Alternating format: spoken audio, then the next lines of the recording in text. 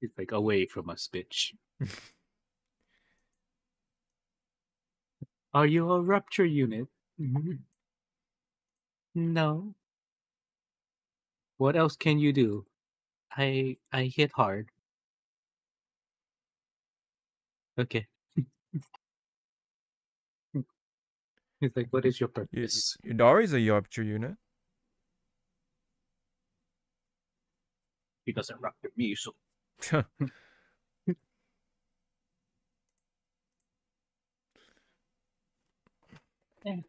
Midoriya, he no below in my kingdom. Maybe for now, Yeah. because I already have like top teams already. Yeah, Yishuan. Yeah. It's been plenty. Nishuan. I mean, Miyabi, she's still good, but she kind of struggles here and there because the stupid what's it called? Not poison, but the extra shield that enemies get. Oh yes, the stupid the corrupt bullshit, or whatever you call it. You have to uncorrupt them.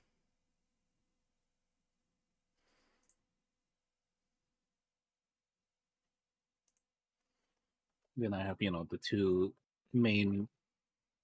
the two main units besides Astra that you need for your team. Yeah. The Umbrella Twins. All right. Posted. Tweeted out.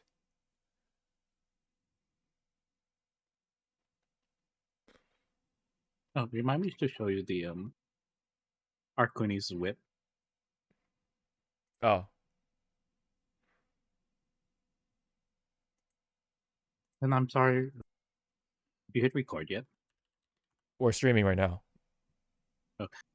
Sorry, everyone. I cannot show you my other commissions because one of them is borderline suggestive. And it does not deal with this OC, it deals with another OC from Final Fantasy. Oh.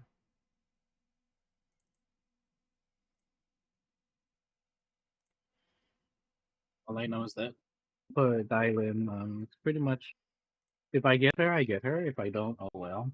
Because I can't really drop money bombs. Yeah. Since I leave next week, the week after Thanksgiving.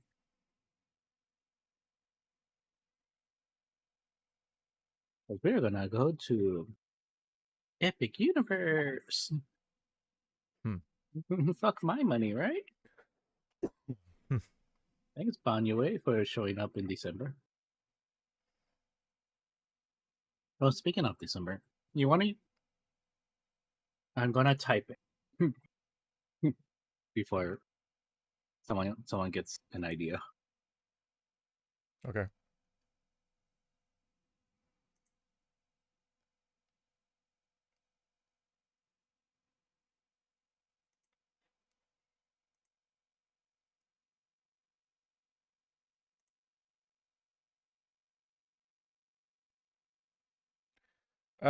I'm okay.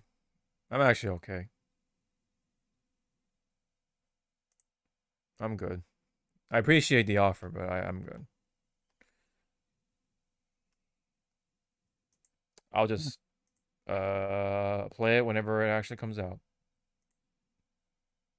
Okay, I'm gonna try keep my eyes on, keep my glasses on this time around.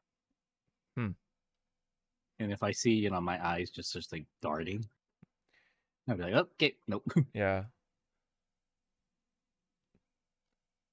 Maybe you can like have it rest on your nose here and there, or something. Be like one of those like those readers just have their glasses like super low. Fuck no.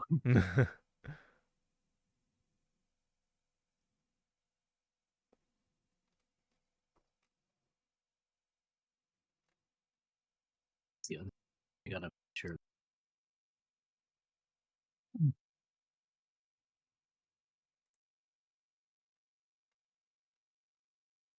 I'll make sure before I leave the week after Thanksgiving is hide a body pillow. You what? A body pillow? I gotta hide a certain body pillow. Oh, you gotta hide it. Oh. I don't want like my niece like walk in like, what's this? And she drags it out. It's like, Alright,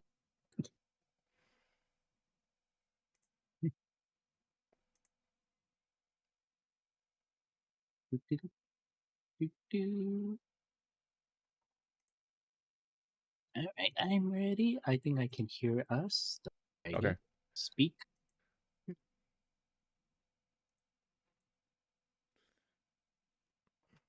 Yep.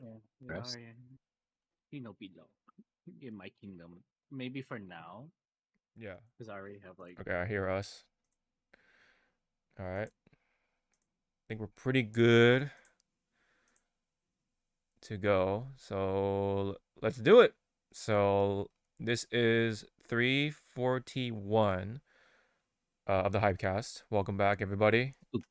We are back into the weekend, of course, as always. With yours truly, as always, Sean, aka Hawk525, with my cohort, Zawa, as always. Hi. Yep. Kind of wanted to start off this episode on an interesting note, just to kind of like give people a nice reminder when it comes to certain games that haven't come out just yet. To the point where they feel like they're becoming, well, they have either have or becoming a myth. Of course, this was kind of spawned from GTA 6. You know how they've been like pushing the delay dates and all that stuff, more further and further, right? Like, Yep.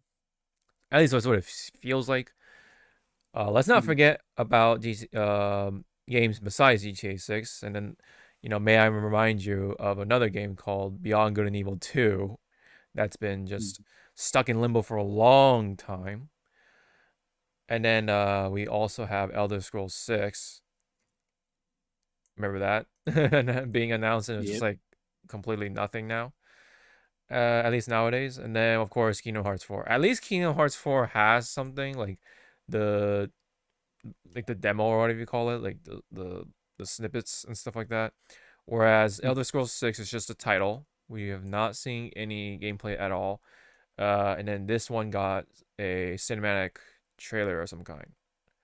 And then this, at least GTA 6, has some form of trailers and stuff like that, but they're all like in-game cinematics and stuff like that. So don't expect the game to look like that, at least for right now. We have to wait and see what the hell the actual gameplay looks like. Because again, it's all like in-game high-res cinematics, using, of course, the game's engine. So don't try to overinflate your expectations, just to be safe. And yeah.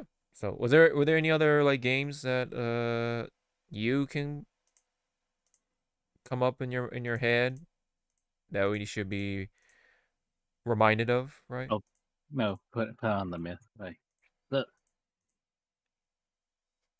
I mean, well, let me put a what's it called? What's that word? Honorable mention. Honorable mentions, sure. Pragmata was one of it. Pragmata, that's right. At least that one has gameplay. Yeah, that one finally has gameplay and a release date, but it was more funny that Pragmata kept getting like pushed back. Yes, that is another game to keep in mind. That is for sure. Hopefully it is coming out. What was it? It's coming out next year, right? Still? Yes. Yeah. Yeah. I think they said Q2. Q2. It was either quarter one or Q2, one of them. Right. I know it's not January because that was right. going to be too early. It just says 2026 for now. So I don't think it like specifies which quarter, so to say. Yeah. It just says 2026 for now. Yeah, we could consider that like kind of like on the verge of being like one of these games, right? Um, let's just hope that at least GTA 6 will become a real thing. Whereas we're kind of expecting for these three to stay in the oven for way longer, especially Elder Scrolls 6, especially Beyond Good and Evil 2 because of what's going on with Ubisoft as of late. They've been Oh, trying to no, what get a nightmare. yeah, they've been trying to get bought out by somebody, I believe, if I'm not mistaken.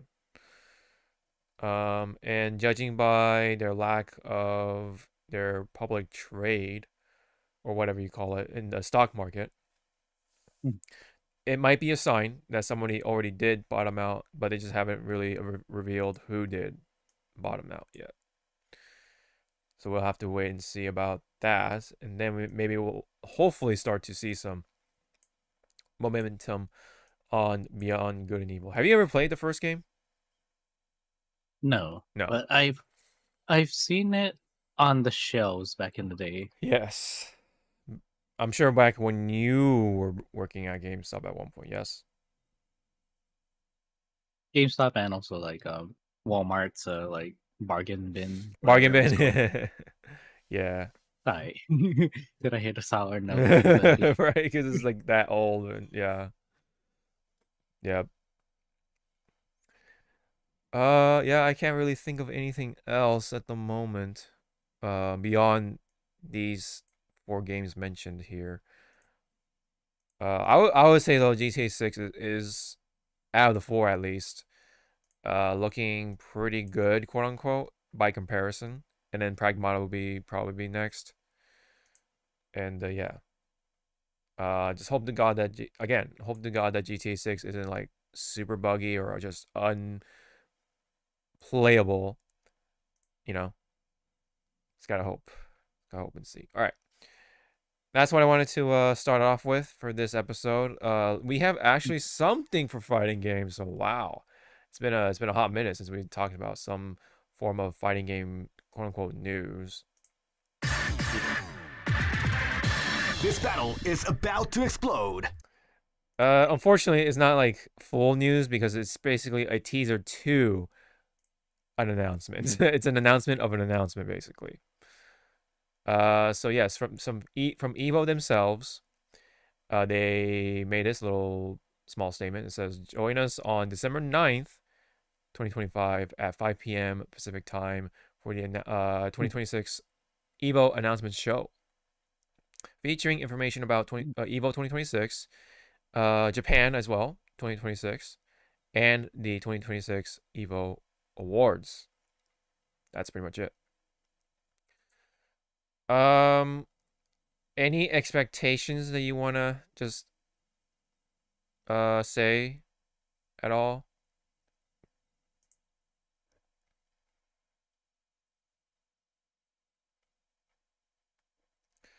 Expectations.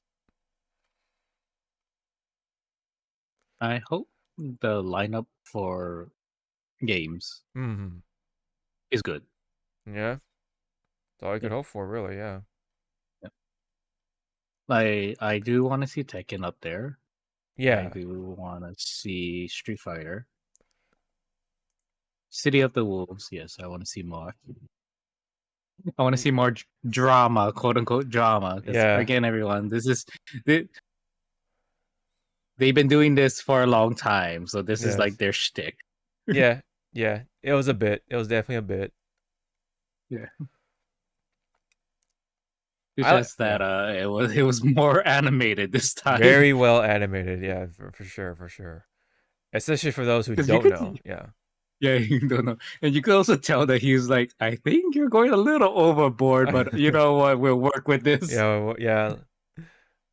That's really all he can do is just go along with it. He just don't stop him, you know. Yeah. Yeah, I mean, that's definitely all we could hope for at this moment, which is to um see what the lineup is like. Hopefully they'll have some reveals like, trailers for characters and such like that. Oh, this is kind of new to me actually. So I guess they'll have like support character systems. So basically, kind of like how Marvel 1 worked back in the day. Mm-hmm. Yeah. So you're gonna have just characters dedicated, solely dedicated to just assisting you. It was what it looks like. So these support characters, I wonder if they you can have different costumes, right? Oh, but if you look at here though, what's happening is that they're not really appearing on the screen. They're just they're perks. They're basically perks. Yeah. Okay. So yeah, No, no, Momo's right there. okay, yeah, Hey, you're right. No, well, yeah, you're right. But we don't see Appa though, that's for sure. Oh, dude, the flowable cancels and stuff like that. Oh my goodness, that's probably gonna be early meta. I was gonna say, well, with the costumes, the Yes. different costumes with the stuff. Oh yeah. Because I do want to see Appa in the samurai outfit. Oh right, the armored If Appa. Yeah, yeah, you're right. and then my dumbass evil side is like, oh look, hey, it's your instructor. Is he gonna have a certain bone costume just lying on the floor? Oh damn. Oh wow, that's damn Zawa. You got for the throat, didn't you? Yeah, I cut off your chi. Yeah. Yeah. Yeah. I think we can still expect Street Fighter. Of course, Street Fighter, that's a given. Tekken will still be there. I think Guilty Gear is still pretty safe. Like, Yeah, Strive, of course. Of course. I do not see. Yeah. I do not see Mortal Kombat Right. as a main. Like I can see it as a side tournament, but not like as a main. Like here you guys go. Yes, because I believe 2XKO is gonna take that slot. Pretty much. At least for this year or this coming year anyway. I don't know if 2XKO will have the sort of this longevity that we see with like Guilty Gear and Tekken and Street Fighter, of course. We'll have to just wait and see about that. As much as I say that a lot of times, so that's all we could do really. That's all we could just do. Just wait and see. I do hope that next year, because we got a tidbit of the upcoming updates for, let's say, Guilty Gear. Right. Don't wake daddy. Anyways. What if next year we finally get the update inclusion that everyone's been, barking up the tree for? We finally get fucking insta kills. Oh, right. If you're talking about Guilty Gear, yeah, like the. That's right. Yeah, you're right. I think that would be a really good time to kind of like unveil something when it comes to the major update that's coming for Strive. I almost completely forgot about that. That is happening at some point. But from what my boyfriend said, it might look like it's a better way to reveal it. Just like how they did with Xrd. They just made like an upgraded game and just say, here you go. Yeah. I think it's pretty much inevitable that Strive will have some sort of like Revelator or something version. Yeah. Yes. It might be. Yeah. I mean, who knows? It could just be called Super Strive or something. Something super simple. As much as what's up? That's a game I want to see. Scroll back up. Oh, the Virtual Fighter? Yes. Yeah. I want to see it. Yeah. Well, not 5, but the newest one. The newest one, yeah. We still don't know when that's gonna come out too. That could be honestly another game that could be a myth, potentially. But I think the Virtual Fighter guys will be able to pull through, unlike like Beyond Good and Evil and fucking Kingdom Hearts 4. Well, since we're on the topic of like myths and on evil, Sure. let's make a list of top 3, like hopefully, like new game reveals. Oh, for like at Evo 2026? Yeah, at Evo. Ooh, damn. I'll start. Okay, go ahead. So you can use me as a stepping stone to make go ahead. your top 3. Yeah, go ahead. Let's do it. Number 3. Okay. A new entry. I don't know how they're gonna, dig into that vault. A Bloody Roar. Ah, man. Like a fucking new entry. I I'll know. be like, I feel like that's such a bigger stretch than asking for Marvel 4, right? or Yes. That I feel like that's a bigger stretch because at least Marvel versus Capcom has like some bit of chance, maybe like just by a couple percentages, but like, but with Konami, of course, lovely Konami, knowing lovely pachinko games, Konami. Yeah, knowing what they love to do, which is not fucking video games for the most part, that's probably likely not gonna happen for at least a much longer time. Then, But yeah, that's another it's a nice. Yeah, go ahead. That's a nice what? It's a nice wish list. Yeah, it is a wish list for sure. But it's just just saying though. I feel like Bloody Roar is even a bigger stretch than Marvel 4. Like I feel like there are some people who are making bets with their friends of like, oh, either Marvel 4 or Bloody Roar or whatever will be a thing or whatever. I feel like somebody's making some sort of bet on it with their friends.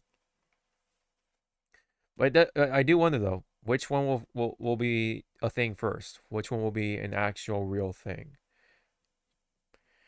Yeah. Number 2. Yeah, number 2. Go ahead. I mean, yes, we're getting another mobile game of this franchise series, but I do want go back to its roots, a 1v1 with assists or summons, as you would say.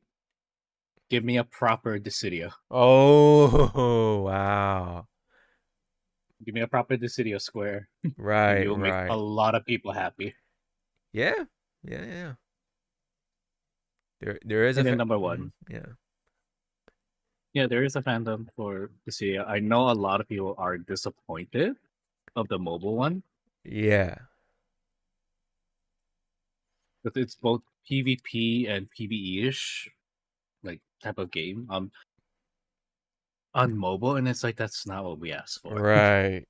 I mean, at the end of the day, it's a mobile game, so it's not what people are asking for exactly. Like again, Dissidia NT could have been saved if they just made an update to have 1v1. That's pretty much all we asked. Yeah. Just have a 1v1 mode and call it a day. Yes. Yeah, because the last one, that's exclusively like a 3v3 type of game. Yep. Yes, yeah. And usually, what is it? Is it just 1v1 with the summon? Or? Yep. Okay. So NT was 3v2, 3v3 on screen. And it's like kind of dumb because you could just have all 3 people focus on one person. Ah, yeah, right. Basically the Apex Legends strategy. Yeah. That's that could be the thing. Yeah. And then number 1. Yes, what's your numero uno? Doc here mentioned it. Give us Marvel 4, but less to do with fucking the MCU. Interesting. Okay. So you want to actually like line it up more with the comics then? Is that what you're saying? Yeah, well, because like how Infinite tried it's damnness to fucking and just have all the characters that was shown in the MCU. Yes, and especially with the Avengers, yeah. Yeah. It's like more like just go back to, Marvel 2, Marvel 3. Just fucking here. It's like here's an easy check mark for the Marvel side. X-Men, Yeah. X-Men, and oh look, X-Men, very X-Men. good. So Now read it back to me. Are you more It's asking like, for? So are you actually asking for more of like X-Men versus Street Fighter then? in a sense, it's more of I need to see more variety from Marvel Yeah. on the Marvel side. If it's Marvel vs. Capcom, I don't mind a lot of X-Men, but or I should say mutants. Yeah. Just don't flood it with X-Men, right? Yeah. Just have like the core, Yeah, like the X-Men. core 5, Yeah. which would be like Wolverine, Storm, Magneto. Magneto, Cyclops, and Psylocke. Okay, Okay. so you have those 5. Okay. And then for the other mutants, throw in Rogue, throw in Gambit, throw in Nightcrawler, something like that. Right. Throw in fucking Jubilee. Jubilee, damn. She'll actually be a fighting game character at one point. Yeah. I mean, okay. Anything? yeah. Anything else? For this Marvel 4 / whatever game Well, that you're asking for? On the Capcom side, dig deep, Capcom. You have IPs that you haven't touched recently. Only recently you touched Onimusha, so dig a little deeper. Mm-hmm. Fucking bring back Captain Commando. Bring back Jin. Yeah. The robot. Yes. Fucking Cyberbots. Yeah. Fucking do some of us a favor, even though it's a niche. It's a niche. Franchise. It's a niche series. Yeah, series. Mm-hmm. Fucking Sengoku Basara. Yeah. Put in Darkstalkers and just don't focus only on the women characters. Bring in Dimitri. Bring in Jetta again. Bring back fucking Jal Talbane. I know you're gonna make a lot of fucking furries, happy if you bring John Talbane in don't there. Don't forget Anacrus. Remember him? Yeah, Anacrus. Yeah, the Pharaoh. Yeah, so yeah, it's like dig deep, Capcom, if you are planning to do a Marvel 4. Mm-hmm. And to me, it's like, don't skip out on some of the gore that the the Darkstalkers characters can do. Yeah. And when I say don't skip on the gore, don't make purple jelly for Jetta's blood. Show the actual blood. Yeah. Right. We cannot show blood against our Marvel characters in this game. Looks at actual Marvel comics. Sure. Mm-hmm. Sure. Wolverine's here bleeding out with half of his body gone. Okay, we can't show that to kids. Mm-hmm. I mean, we're getting that Marvel's Wolverine game, and that shit's like violent. Yeah, see, if I was still working at GameStop, that would be a game that would be like, I know your child looks like he really loves Wolverine, but I'm telling you as a fucking parent, don't. Yeah. Because, I don't know how many times I had to fucking tell parents at the time buying, I forget which GTA. It was like, I think it was 4? Was it 4? It sounds like 4. Yeah, it was like 4, and they're like, oh, my son loves, or my kid loves GTA, blah blah, and I'm like, in as standard practice, at the time we had to ask, like, how old is your kid, and just have to explain. So you do realize you are buying a rated M for mature game that's intended for at least 17 years or older, kids. Mm-hmm. Not kids. What's it called? People, of that age and up, because obvious reasons. They're like, "Oh no, it's fine. They just like it. Blah, blah, blah. They don't do anything, bad." It's like I'm not saying that he's doing anything bad. It's just company policy we have to explain. Yeah. To which there was one point in time we were getting tired of repeating, so we just had flyers at the ready. Like, here, please read this before you're purchasing this game. Yeah. Are you done purchasing? Okay, good. Do you still want to purchase it? Okay. sign your life away. Right. All right. I guess I'll go next. When it comes to 3 games that I would like to see, bit of a stretch, yes, to some extent. But hey, I mean, we're having fun here. Yeah, I think number 3, honestly, yeah, I think a Bloody Roar game would be nice, very nice.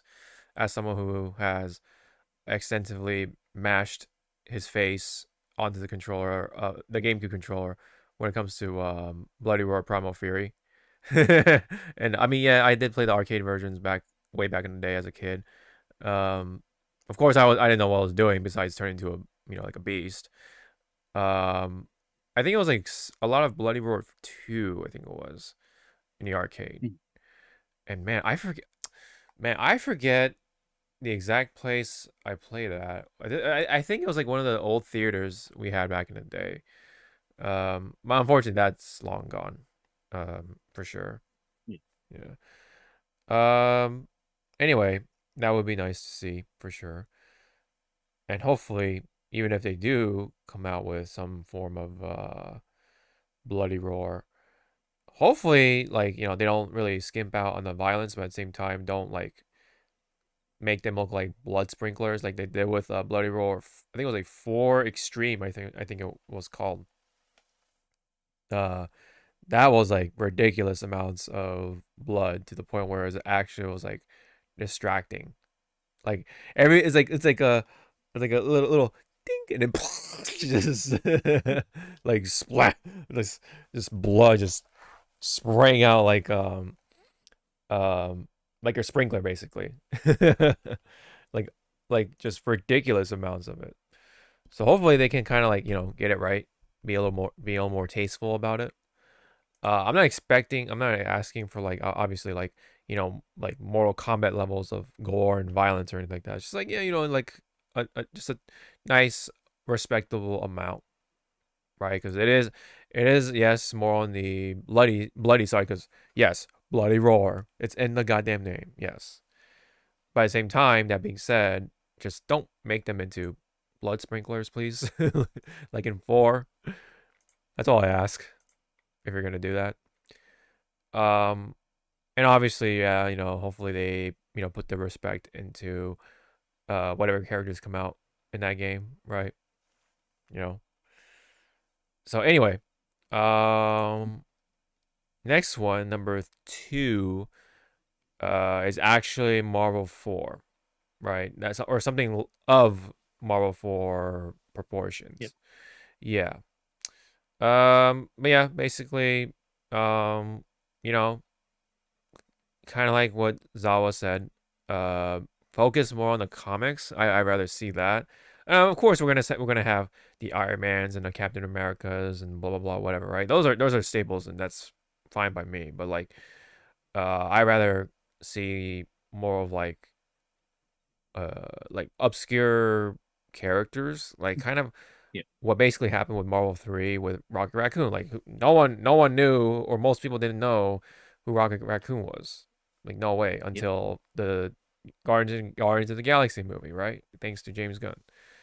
Oh, that sort of those sort of picks hopefully would happen again in that Marvel game. Something like that, right? Same with the Capcom side. Just bring back a lot of the niche, once beloved characters, like Jin, for example, from Cyberbots. And then I don't know. Like, I feel like there's definitely a lot from the Capcom side they could tap into, especially if they could literally just use the Project Cross Zone as a cheat sheet and just be like, all right, let's pick from here, and then kind of get ideas from from there and go on from there. So that's kind of basically what I would like to see for Marvel versus Capcom 4. But the number one is kind of a cheat because it is basically asking for Capcom again. But I actually would really like to see a Capcom All-Star game. That's really what I would like to see because I feel like that's the most possible, reachable sort of expectation for what you wish for a fighting game, right? I feel like they should really unfold the Capcom roster because there's a lot of characters to choose from, like I kind of just mentioned with Marvel 4. So I feel like, yeah, Capcom alone can make a freaking video game, or excuse me, a fighting game out of it, right? Yeah, what more could I ask, really, from there on? So, that's what I would like to see at Evo. But when it comes to actually what we're going to be seeing at the announcement show that we were kind of like starting off with, I hope to see Alex. I definitely hope to see Alex of some kind. Maybe a little snippet from the Guilty Gear Strive side of things, because yes, we were just talking about, like, yeah, Strive is getting a huge update of some kind, and they're gonna do something that could really change up things for the better or for worse. And then they were kind of like talking about how, especially with Daisuke wanting to do other things that's not Guilty Gear.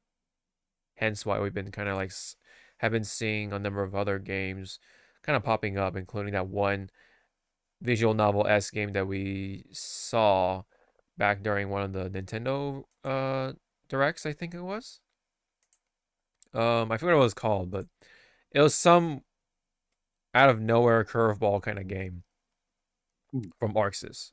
I forget what it was called. The Demon and Baby. I think that was. I think that. No, that was one of them. That was definitely one of them. But there was the one that had like the artsy visual novel style like thing going on. Let me see. Arc System Works. Let's just go over here. Games developed.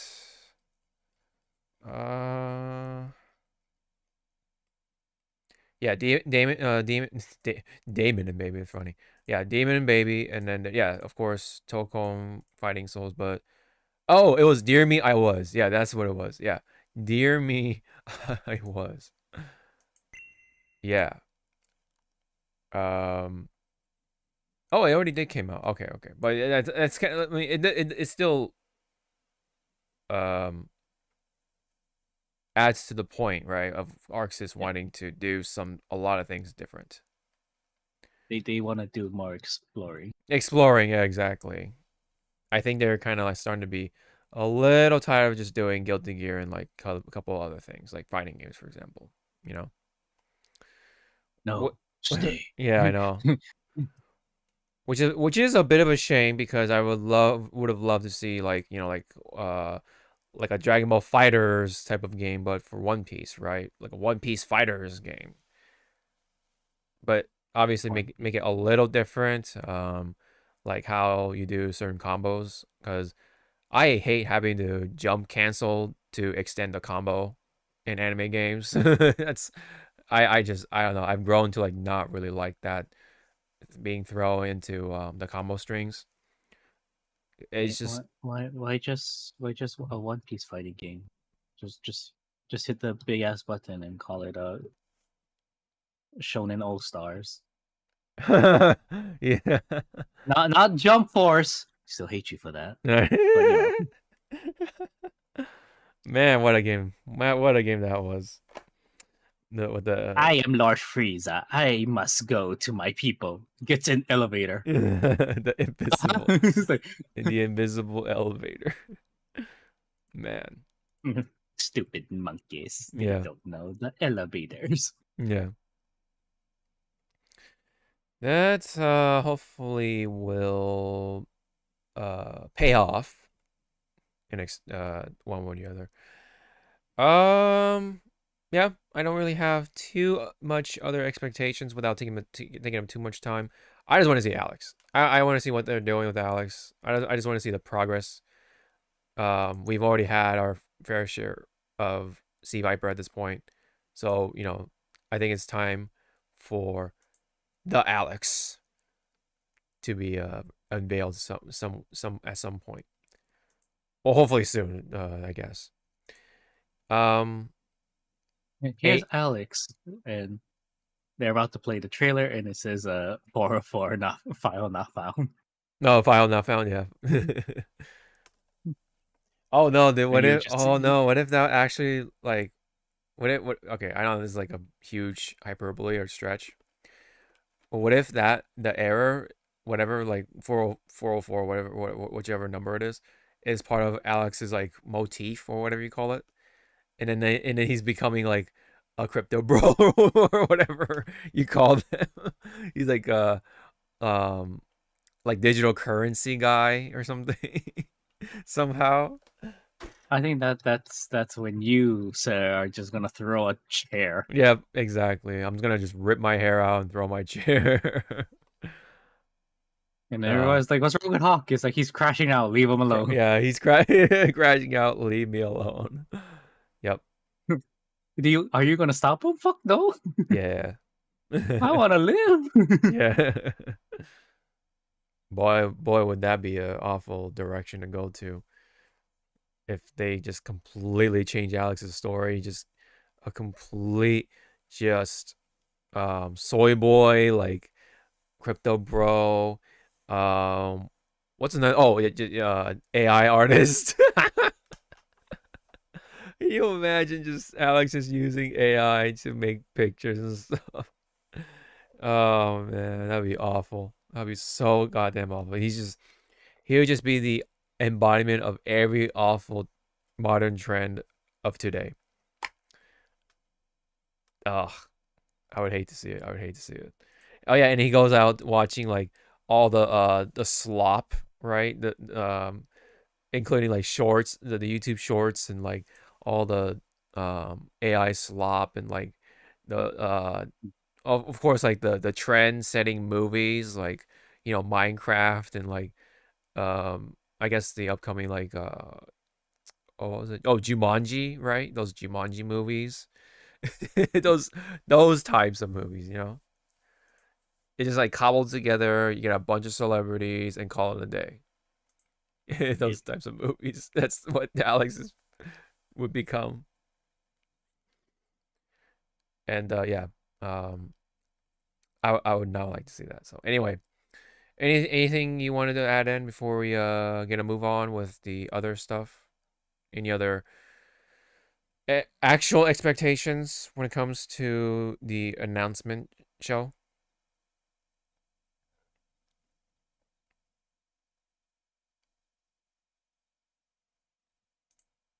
Not really. Just pretty much like just make the show fun.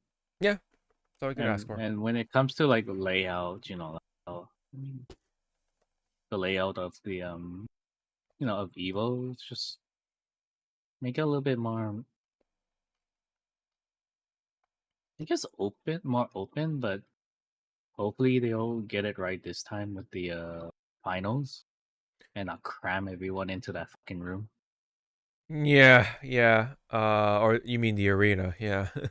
Yeah. Whatever that. Whatever you call it. No, it was a room. It was just a room. Let's be honest. It was a fucking room. It was just a massive. It was a huge room. That's what it was. Yeah, it was packed though. To be fair, it was packed. It was a full house. It looked like. To be fair.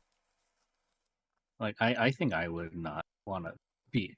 I mean, we sat in there for a bit, but I already felt claustrophobic.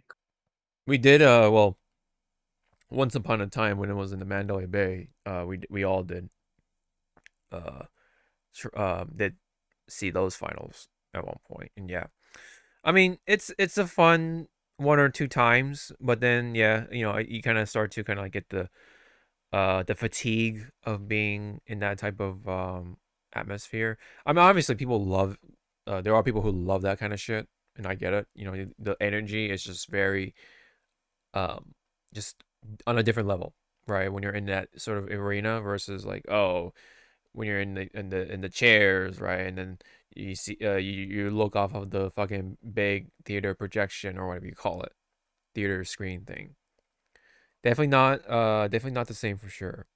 It's definitely old schoolish, but it's definitely different. One or the other. And we have to remember, good reminder that it is at the end of June, not end of July.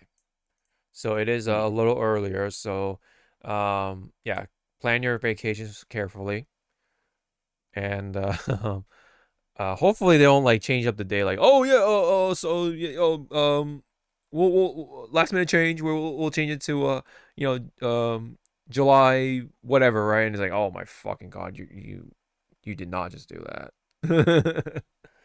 You did not just fuck up my days, my vacation days. Yep. All right. So we're going look forward to what they have in store. All right. Let's get a move on with another exciting reveal, at least official reveal, which is in ZZZ. Before we do that though, let me go ahead and hit this.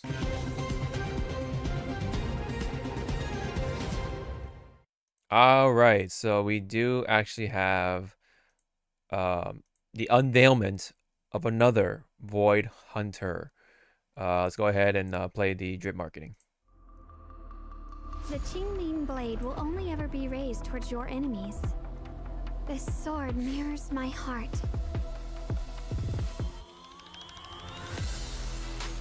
Yes, Shunguang of Yunghui Summit, heeding your summons. Oh, I didn't even know it was pronounced Yunghui. Oh, okay. All right. Well, today I learned. But yes, she has Ultra Instinct, people. She's basically Goku with the sword. Oh man. Any comments right away? How do you feeling for Shunguang? I need gameplay before I make my mean, verdict. if you look into the right places, she is there. Yeah. As of the moment, and I did see it right before we hit the button to go live, and I'm like, oh no. Yes. Game, why? That... Why must you tempt me so? Yeah, see everyone? His neurons got activated. Yeah, the neurons, just like the monkey. He's pretty much that's the monkey fucking meme, like, ooh. Yeah, the neurons have activated, people. But yeah, she's basically like a fake character, but in CCC, and very, very much lore-wise overpowers and power creeps Miyabi. She can only just do so much with one sword, whereas Shunguang literally has multiple fucking swords. She just brings the rain. Basically, oh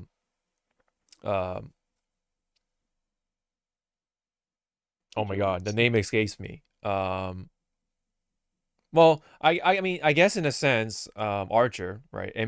Alter Emiya, and then I should say alternate future Emiya, and then of course, I know he's I think is he classified as a writer? Anyway, oh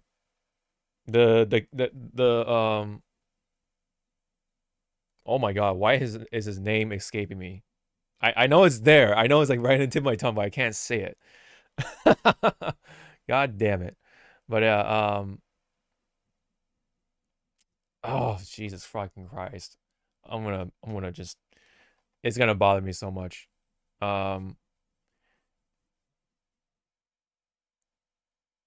Zawa, please help me out. What is the class? Is it male or female? Male. Big time. Is he blonde? Easy is blonde. And he has red eyes. Gilgamesh? Gilgamesh. Give me your fucking Fate account. Let me delete it right now. I have not touched that game, to be fair. How? Yeah, I've been having too much Uma Musume on the mind, so I'm sorry. Yes, she is basically Gilgamesh with just swords. So, but yes, Emiya can do that, yes, because he, that he has similar powers. so it's savage, yeah. Anyway, what's up, JP? What's up? Yeah, so we do have another Void Hunter. You can definitely tell by the symbol right there next to her name, if you haven't believed it already. But before we go further, let me go ahead and play the Japanese version, just because.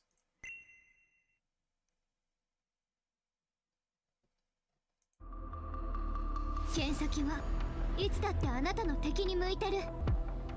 この剣は我が心のごとし。雲岳さんの弟子。よう春光。 She sounds somehow very friendly when she turns Ultra Instinct. Like, what? Wait, what? So let me go back for this one. Oh, she, okay. Yes, Shunguang of Yunquay Summit, heeding your summons. Okay, so I guess she is. Doesn't really change a whole lot, at least in here anyway, but in the story, it looked like she did, like, personality-wise. But yes, as you can kind of see here. Yes, Void Hunter symbol, but if you also look at here as well, she is obviously, yes, a S-rank agent because she's very much animated. But yeah, anyway, she is an attack unit, very much DPS, obviously. But if you look at the symbol next to it, it's a special element of what appears to be physical. So she was slated to be just a physical unit, but then, unveils the special elements tied to, physical. So basically, kind of like Miyabi with the frostbite, but for this one, I don't know what it's called here. It's a new, quote unquote, it's a new sub element of physical, basically. That's the basic gist I can kind of give from what we can see here. Any thoughts on her visual side of things, the design? How you feeling on what you're seeing with Shunguang?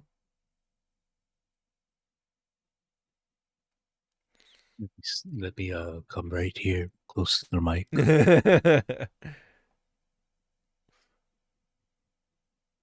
Would. Would? You would? Really? Shunguang. But not in that form, honey. Oh, okay. Wait, go into your other form. Oh, okay, this one. Oh, you want the best out of her. Okay. Damn. Bend over, girl. I'll show you how to use a sword. God damn it, man. Hey, there's a few girl characters, and you know this, that I'll be like, yep, I'll turn straight for the day. Yep. Bayonetta is one of them. Yeah. Like, I think Bayonetta, if she was real, she would be the one that will turn me straight and be like, sorry, boyfriend, our 15 years of being us together is done. And you just throws the fucking ring. You're like, here we go. That bad, huh? You're down bad for Bayo that much, huh? Damn. I mean, I get it, but damn. But I mostly understand for the most part. Now, you know what she also reminds me of, because there are two of the same fucking characters, and that you brought in Fate. Yes. Fate characters. Let me go look them up again. Okay. I have them. It's a good thing I have Fate looked in.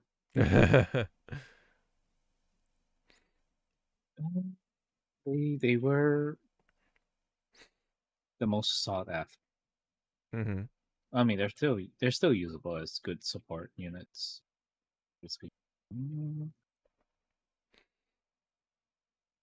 Am I blind? Oh, there they are. Look up. Type it to you. Okay. Right.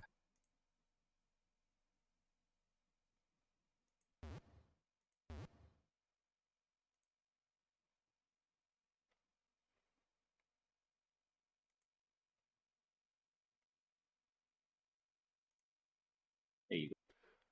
Oh, okay. I totally know what you're talking about, but just for the sake of it, I'm gonna just paste it. For the people that needs visual. Yeah. Okay. So kind of like this, basically. And then Yeah, one is light, one is darkness. One is darkness, yeah. Yeah, I can sort of see it. I'm trying to blow it up. It's like one is fun and one brings calamity. Yeah. Okay, I can kind of see it a little bit, at least. But yeah, she fucking has big ass ears though that are like pointing down. That is one big observation I can make with Shunguang. Yeah, you have to remember she is a Theron or Thyron, whatever. Along with her brother, and they both have long ears that point downward. So I don't know what the animal's supposed to represent. It could be one of those like desert foxes. I forget. I think they're like in Africa or something that have like the big ears and whatever.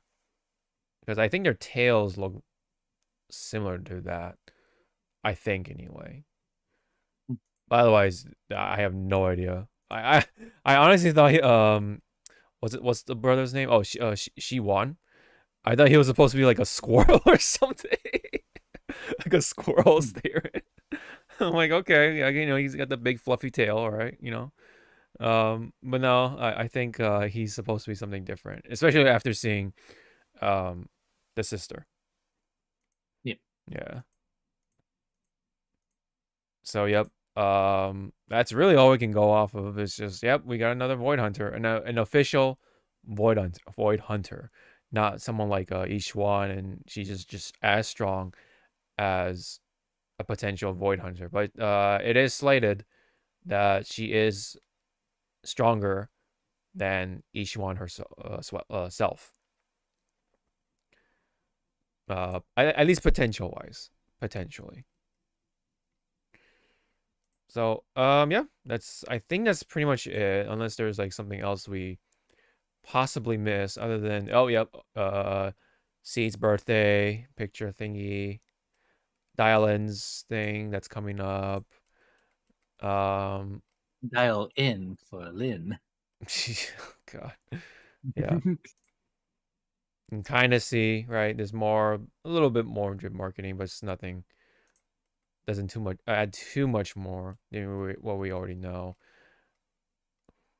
I swear they need to make these into alternate costumes. Whoever designs these artworks needs to get a bonus, and these designs need to be realized as costumes. Oh, sorry, what? Well, see, with Banyue, Yes. he needs less clothing. Yeah. Don't cover him up. But at least it's the whole. Well, I don't want to say Hawaiian shirt, but you know what I mean. It's like that vacation beach shirt. Yeah. With I know. Yeah. With the yeah. What is that, like a leather jacket? Leather jacket. Yeah, leather jacket of some kind. No. Naked. Naked robot. Naked robot. I think there is. Well, yeah. Okay. You know, rumors. Let's just say rumors. He's like, there is a naked robot. Where? No, rumors that Jane is gonna get a costume. Later down the line. Not gonna say when because I don't know, but rumor for now. And you know what? Yeah, I mean, yeah. If there is gonna be a character that's going to get a costume, yeah, I think it should be Jane. Jane is just like a, you know, mommy, waifu, like, you know, you know, the goonery type of character. So yep. So there is one other thing I wanted to throw into here, which is the character teaser trailer for Dialyn, which was rather kind of graphic, but different for different reasons. Let's go ahead and full screen it. いらっしゃいませ。ついに本日グランドオープン。ささやかですがプレゼントです。オープン。はい。ようこそ真実至上主義の楽園へ。さっきまで打ち上げしてたんじゃ。どうなってんだこれ。まあいい。 もう始まってますよ。さてさて、真実を探す旅に出かける準備を。おい、そこのお前。まあまあ焦らないで。先に真実を見つけないと。ランド1。事故現場は指定の遊園地。遭難者は主に子供で、今も被害は広がる一方。知らねえ。 思い出せませんか？残念ですね。それじゃあヒントを出してあげます。パパ、ここ暗いよ。ここにいるの？なんだこのガキ。大だろ。一緒に行こう。答えはあっちだよ。Oh boy.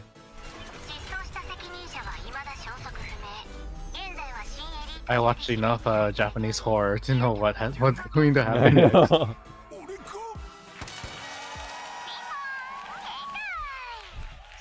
Which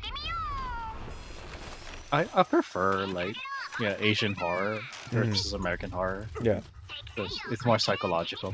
Very different for sure. Very.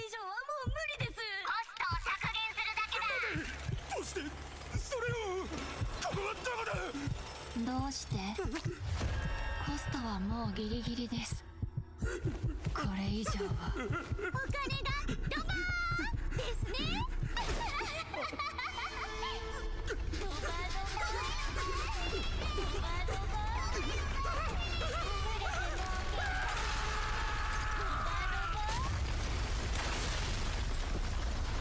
He's fine. Yeah, he'll heal up just fine. 言いましたよね。ここは真実の楽園だって。聞こえたのはあんたが埋めた死者たちの声です。自己紹介がまだでしたね。私は黒枝のダイアリン。最低完了。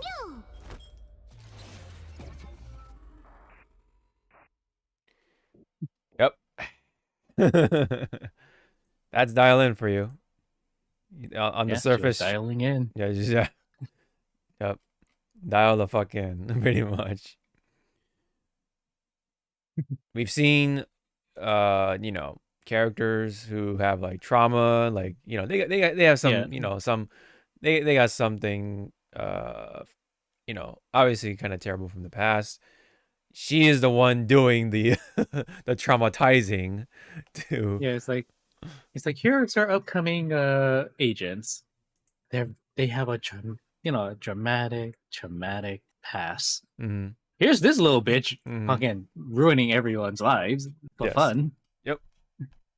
of course, she's doing it for Krampus because they're the ones who dish out reviews and then they punish accordingly. That is what Krampus does. Yeah. But so yeah, as on the surface she's supposed to be all like, oh, cutesy, blah blah blah, whatever, right? Yeah, she's actually pretty pretty cool. At least like for multiple reasons. So I'm still pulling for her. I like her. I like her kit. I like her attacks. You know, and pretty much Hawk is I like you and I want you. Yep. So we can do this the easy way or the hard way. Yeah. The choice is yours. Yeah. I do have enough for a guaranteed 5, or no, it's not 5-star. S rank. Yeah, S rank, but it's not, of course, guaranteed pity. So I have to just hope and see that it is Dialyn. Because I'm going to have to dial in some extra chrome that I have left when it comes to top-up bonuses. But although it's not by much. Yeah. Yep. My only question is how the hell she's doing all of this, right? Like, are these actual, like, buildings and stuff like that and, like, all the actual stuff? Or is it just, like, is it just all, like, in his head and Dialyn can kind of somehow, like, get into people's heads or something? Or is this like an actual like space or an actual like reality fucking marble that she can summon somehow? Seeing that, she has a ring blade that amplifies or sizes up her limbs, right? Because that's how you see the big hands and the feet, whatever, shoes, boot, whatever you want to call it. Yeah. So I don't know if it is like a technology based reality marble that he's like trapped in, or is it just like I don't know. Maybe these circles or something have to do with how he walked into a trap or something. Maybe. Because maybe these circles are a clue, right? Did he get himself into like a little bubble that she creates and now creates a reality that's fitting for him because he, in this case here, cut the budget, cut corners, which caused the buildings to collapse, right? And he's of course essentially the one who's responsible for the accidents, right? For those construction projects. So yeah, I don't know. Yeah, I mean, I have questions, but you know what? It is all to make Dialyn look cool, and you know what? Hey, I'm all for it. I do like Dialyn, and I hope to get her so that I can not only have Dialyn but to help support Banyue whenever he shows up too, because apparently, allegedly, she is supposed to be like the best support for Banyue. Allegedly. Actually, otherwise, the next best support potentially is Lucia. I think, because isn't Lucia like an actual rupture support? Doesn't she have something that like helps out rupture agents? Like, do you know, Zawa? Are you aware? No. Okay. Not aware. Sorry. Okay. Well, in any case, I'll be waiting. We'll be waiting. Yep. I think there was not much else. Yeah, that was literally the most recent video. Yep. That we got. Yeah. So yep. Definitely. It is the update for the story as well. So 2.4 is coming in. Was it like next Tuesday or Wednesday? So it is pretty soon. seeing that Yudari's banner is in the single digits now. All right. And for anyone else who wants Dialyn, I wish you all good luck. We're all gonna need it, as always in these gacha games. All right, here comes the time of the year that a lot of people are looking forward to. Whoa, what the fuck happened here? Let me see. Oh, there you go. Okay. It is that time of the year, guys. It is the Game Awards. It is that time. Okay, so let me just see. Announcement, voting. Okay, there we go. Let's try to get through these quickly because there's a lot to look into. Right? Oops, hold on.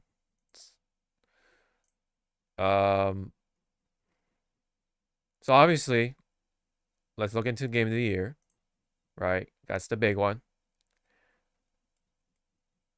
So Game of the Year, we do have Clear Obscure Expedition 33. We do have Death Stranding 2 on the beach. Donkey Kong Bonanza. Hades 2. Hollow Knight. And then we have Kingdom Come Deliverance 2. So, how do you feel about these games being chosen for this year's Game of the Year? It's a good variety. Do you are there games that you feel that there's also deserve a spot and swap out or whatever? Like, what is there a game that you want to swap out for another?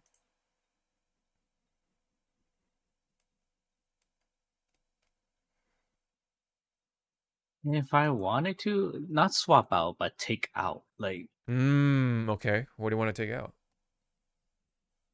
Throw down. Oh, throw down. Okay. There you go. Really, Kingdom Come. Yep. Okay. Why is that? Do you have a reason? To me, it does not fit. Like I do like the variety of games that we're seeing, but when you look at the top, yes, they pretty much have those are like big hitters. Expedition 33, excellent game. Death Stranding, it's a good game, and it is a Kojima game. So if you like all the little things that Kojima sprinkles in, that's the game for you. Donkey Kong Bonanza brought back what some people truly loved about Nintendo games, so deserved it. True. Hades 2, from what everyone and from friends and everyone, it's a really good game. Big step up from Hades 1. And then Hollow Knight Silk Song. Kind of the same thing like Hades 2. It stepped up and it was a big anticipated game that everyone was waiting for. Kingdom Come, I don't like maybe it was put in there to kind of like even out the numbers. 1, 2, 3, 4. Yeah, it's 6. Maybe they wanted to, because you have Donkey Kong, Hades 2, and Hollow Knight. Maybe they just wanted to throw in Kingdom, just to kind of like put in the one other realistic looking game. I guess, I don't know. Yeah. But why do you feel though that Kingdom Come Deliverance is not delivering? It's just, to me, again, just simple. It doesn't look like it fits here. Because I've heard good things though for those who did play it though. Is the thing, yeah. That's why I'm kind of like a little confused. I mean, I am someone who has not played these games, but I am aware of them, right? They hit a very specific note of a fantasy role playing game. And from what I've heard, it does what it does. It does a very good job of what it's doing. Like, it's very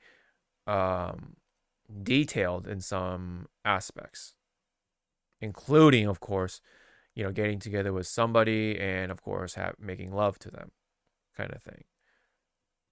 It's very much like, pretty deep RPG. And then especially if you're really into the fantasy stuff, right? Medieval side of things. Yeah. Like, that's, that's what it, funny enough, it delivers on, is what I've heard anyway. Right.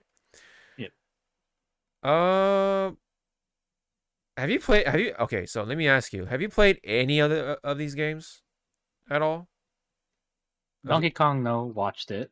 Played a Right. little bit of Silk Song. I'm still trying to finish up Hades 1, but I watched people play it. Mm-hmm. Death Stranding to me is more like it's a more of, depending who you are, I rather watch Death Stranding and watch how people do it. Understandable. Expedition 33, I cannot play it because of the camera. Interesting. I have heard things about the camera, so I think that's at least a little understandable from my viewpoint. But I've heard so many good things though, beyond the camera or whatever, about 33. Yeah. What are you feeling that will take it though? Take it? Yeah. I'm gonna say the top 3. Okay, go ahead. Might have a chance. Go ahead. Expedition 33. Yes. Hades 2. And then wild card. Silk Song. Oh, okay. Oh, wow. I'm actually surprised you didn't mention the Death Stranding to be top 3. That's actually very interesting. But yeah, things happen. Because if you put Death Stranding, then that means you're just playing into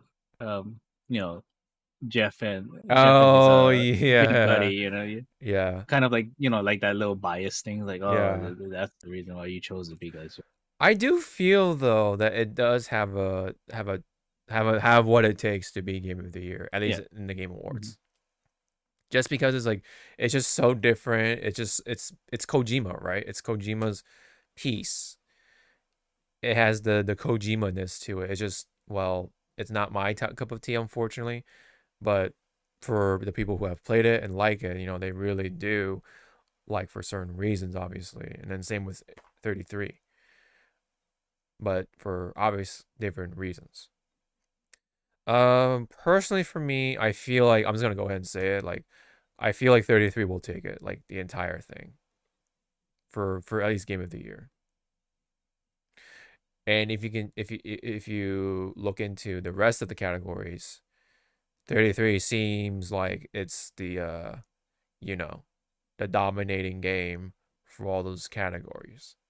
So expect 33 to win a lot of the awards, but the Game of the Year, that's where it gets a little hairy, because yes, it is contending against all these other games. And if I'm going to be honest, I actually feel that Bonanza does not fit here, as someone who has actually played it. It is a fun Nintendo game, I'll give it that, but I don't think it has the gravitas that would exude what would make it a Game of the Year. Like, it's very simplistic. It's like, okay, you have this environment, they cram a bunch of shit with all these power-ups and collectibles and such like that, and call it a day. That's really what it felt like to me. Wow.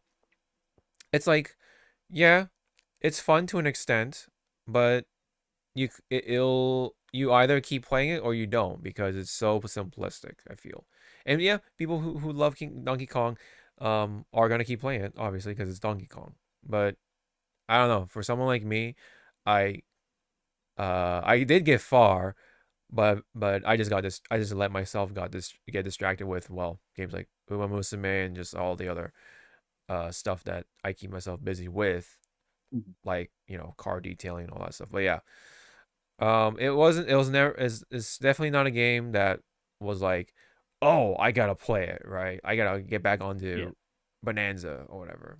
So to me, like you were saying about Kingdom Come, I feel that for Donkey Kong actually, as someone who did play Bonanza, Played it. yeah. I think it's just. I mean, yeah. Again, it's not a bad game. Don't get me wrong. It's just like does it just have what it takes to be even nominated? I don't know. I don't agree with that entirely. Like it could be, it could definitely fall into a different category, but I don't think it's here. Yeah. Yeah. Hopping on that, Mm-hmm. I'm gonna read you 2016's nominees for Game of the Year. Okay. We had Overwatch, the first Doom, the remake, Right. whatever. Inside, Titanfall 2, and Uncharted 4. Damn. Out of those, who do you think won that Game of the Year category? Was it Doom? Overwatch. Oh, that's right. It was Overwatch. Oh my god. I mean, that was. I mean, well, Overwatch is Overwatch at the time. Yeah. Yeah. Yeah. And then last year. Last year's one. So 2024. We had Astrobot. Oh yeah. Black Myth Wukong, Elden Ring Shadow of E3, Final Fantasy VII Rebirth, and Metaphor. Very, like, a lot of them were big hitters. Two of them were like, why are you here? And guess who won in that category? That was Astrobot, I think, right? Yep. Yeah. No, you're right. You're right. Yeah, so it's like, wow, big hitters. Where did you come from? Astrobot actually did. Well, I think Astrobot is riding on the more simplistic side, but actually celebrated like the PlayStation stuff very tastefully is the thing. Yeah. Whereas Donkey Kong, I think doesn't do quite enough, in my opinion, to celebrate Donkey Kong, because there's no Diddy, there's no King K. Rool. We do have Rambi, but barely. It's just like, I don't know. It's definitely just a separate Donkey Kong game. It does what it does, but I don't think it just doesn't have the kahunas, or what do you want to call it. Like, it just doesn't have quite enough, I don't think, in my opinion, to be amongst the big boys here, at least for this year. Like, the only thing like Bonanza has to kind of like celebrate Donkey Kong's history is having Pauline in there, to hark back. To hark back to the first Donkey Kong. You're right. Yeah. Guess what, everyone? It wasn't Peach, Mario's first girlfriend, love, what you ever want to call it. It was Pauline. You're right. And guess what she became? She became a mayor. Yep. Of New Donk City. New Donk City. You're right. Which now, when you look at this, is that part of the lore now? I know. Why she named the city New Donk? Because Donkey Kong, here. Yeah, as a remembrance, memoir, whatever you want to call it. Yeah. So you're saying Bonanza is a prequel to Super Mario Odyssey, at least? That's pretty wild. It's like, it's weird. Like, it could be a prequel to the first Donkey Kong game, because this is a child version of her, and then you see her as an adult when you are jumping over barrels and climbing up, and then you see her again as an adult, as a mayor. Yeah, interesting little theory there, right? Anyway, that's just a theory. Yeah. Oh god. Yeah, Matt Pad just comes out of nowhere. I know. Just tackle me. You can see my avatar going, Yeah. Yeah. Well, I mean, hey, congrats for making it into being a nominee. Right. Yeah. I think 33 will take it. I think you just, from what it really sounds like to me, I think 33 could take it. Or at least I personally feel like you could take it. I mean, you're right. It could For all we know, it could be Silk Song. For all we know. Or Bonanza. It could be any of these games, I feel. As as much as I did have to say for DK. And then we have the game direction. 33 once again. See, this is what we're going with, right? Death Stranding, another game that's also recurring. Ghost of Yote though, right? Hades 2 once again, and then Split Fiction. Split Fiction actually got a number of categories too, surprisingly. And I kind of forgot about this game. This is supposed to be like the like that co-op game you play with your one other friend or something, and then you do like puzzles and adventures and stuff like that. But it's very reminiscent of, I forget like what those games were called, but like I think they're all made by the same dude who said fuck the Oscars. I forget his name. It's like Joseph or something, right? I think it's made by the same dude again, once again. Being that this is a two-player co-op adventure game. But yeah. Strangely enough, there's only 5 here, and then whereas we do have 6 here. For whatever reason. But yeah, I mean, any comment on the game direction? I mean,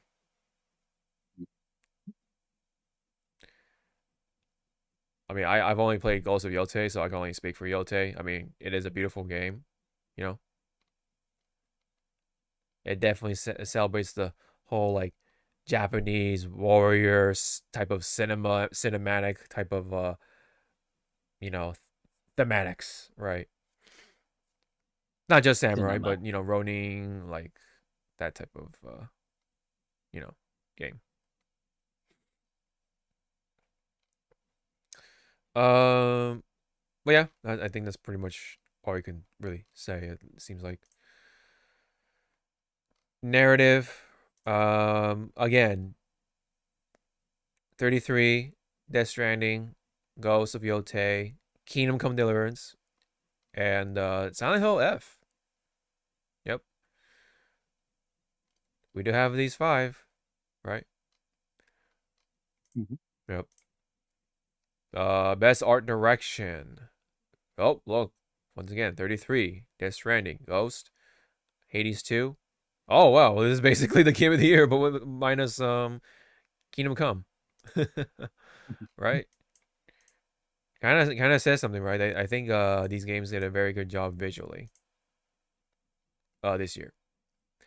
And then for music, it's literally the same thing, but but in a different order.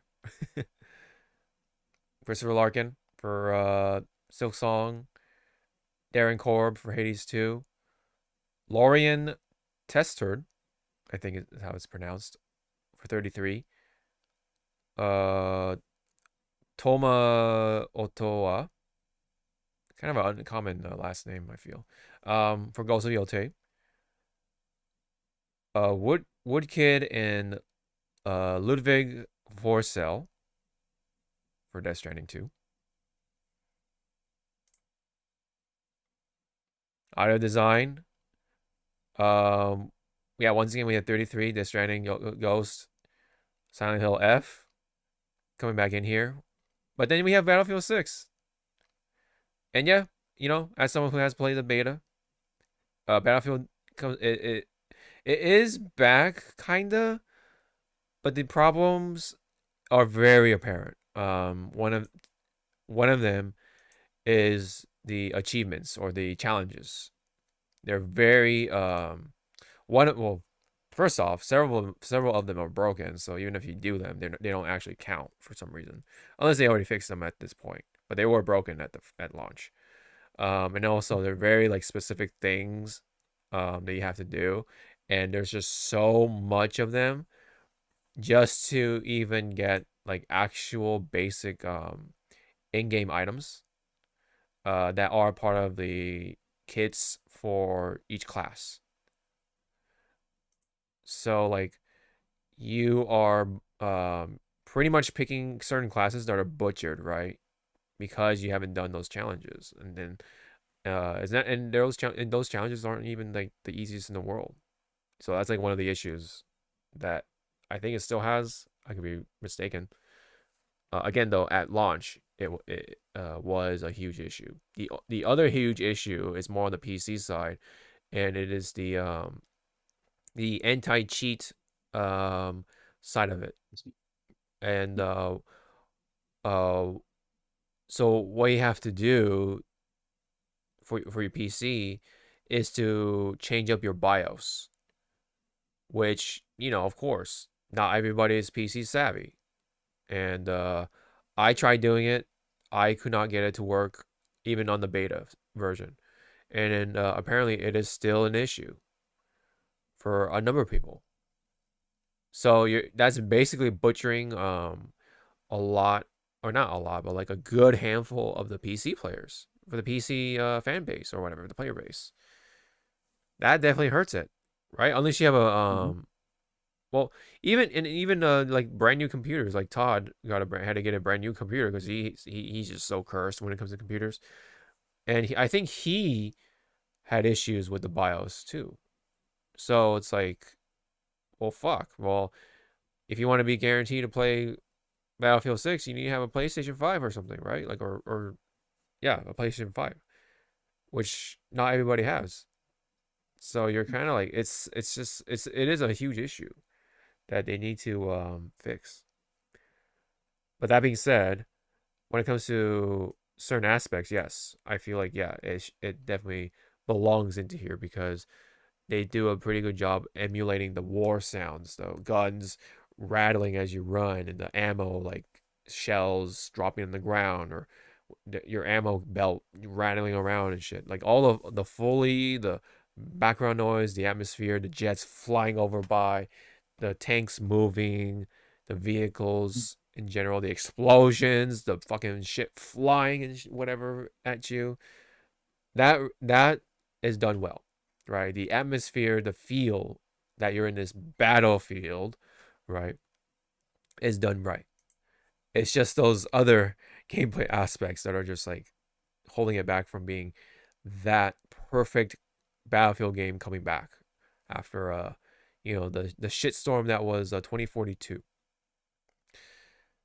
Anyways, yeah, it belongs into here, point being. So and then same with Ghost of Yote, as someone who has played it.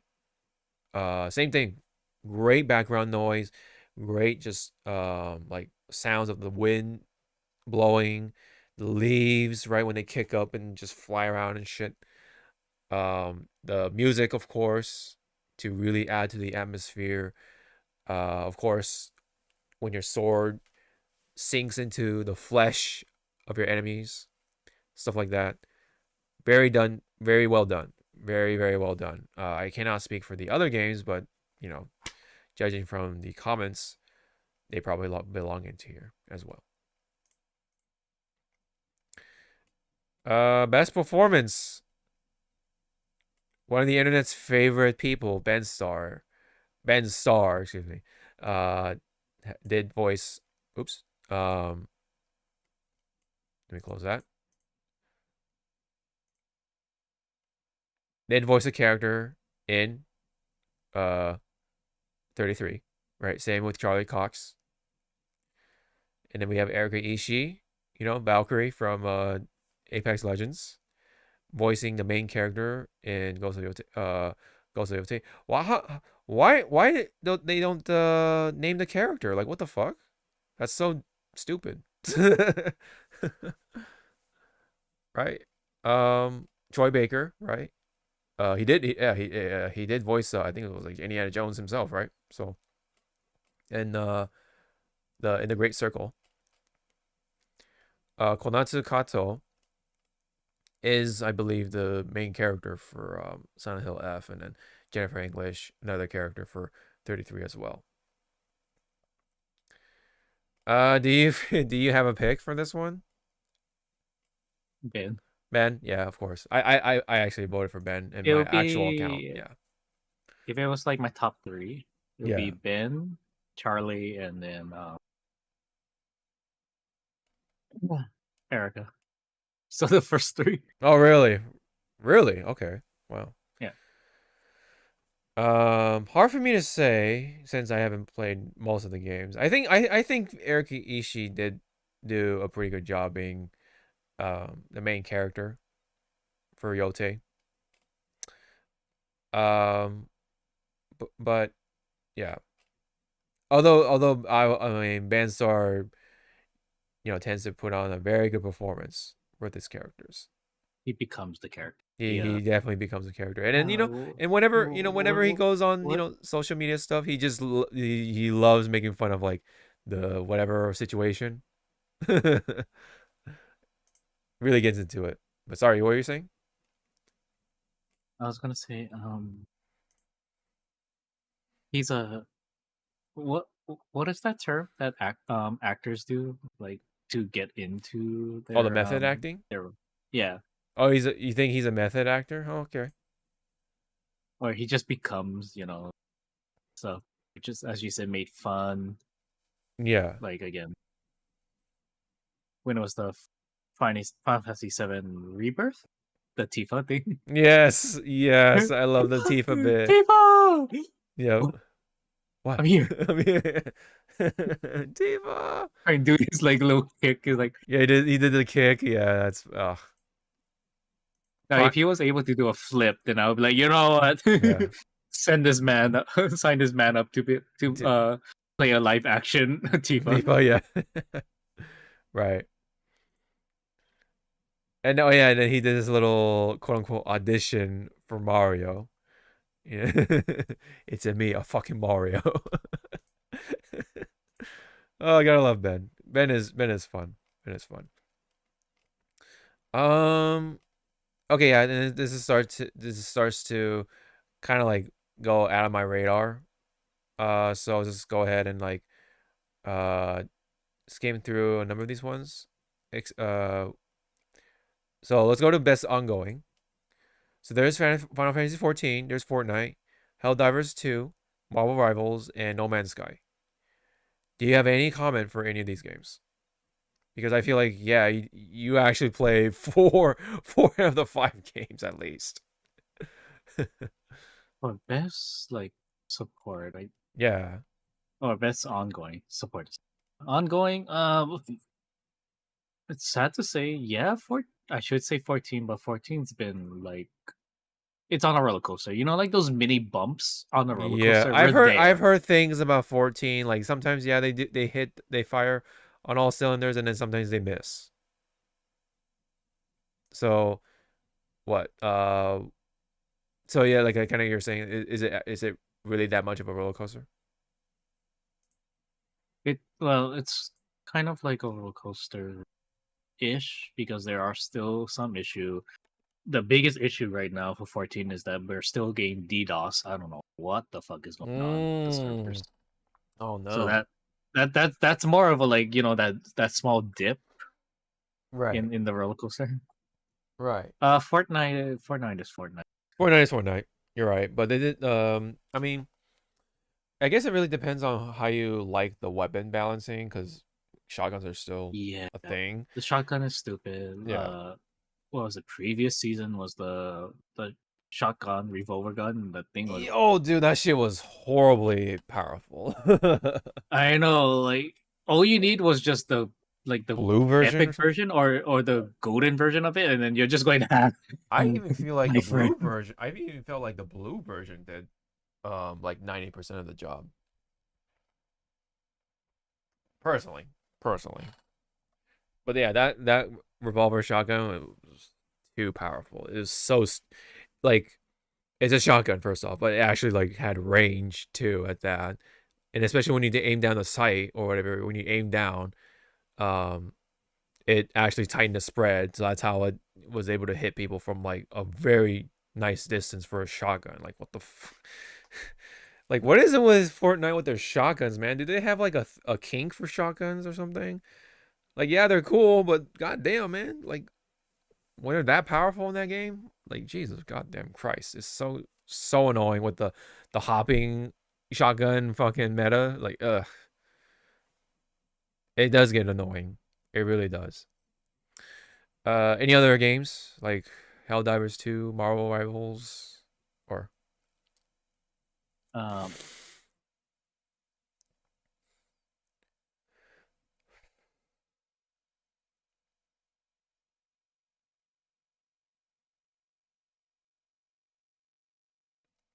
That was thinking.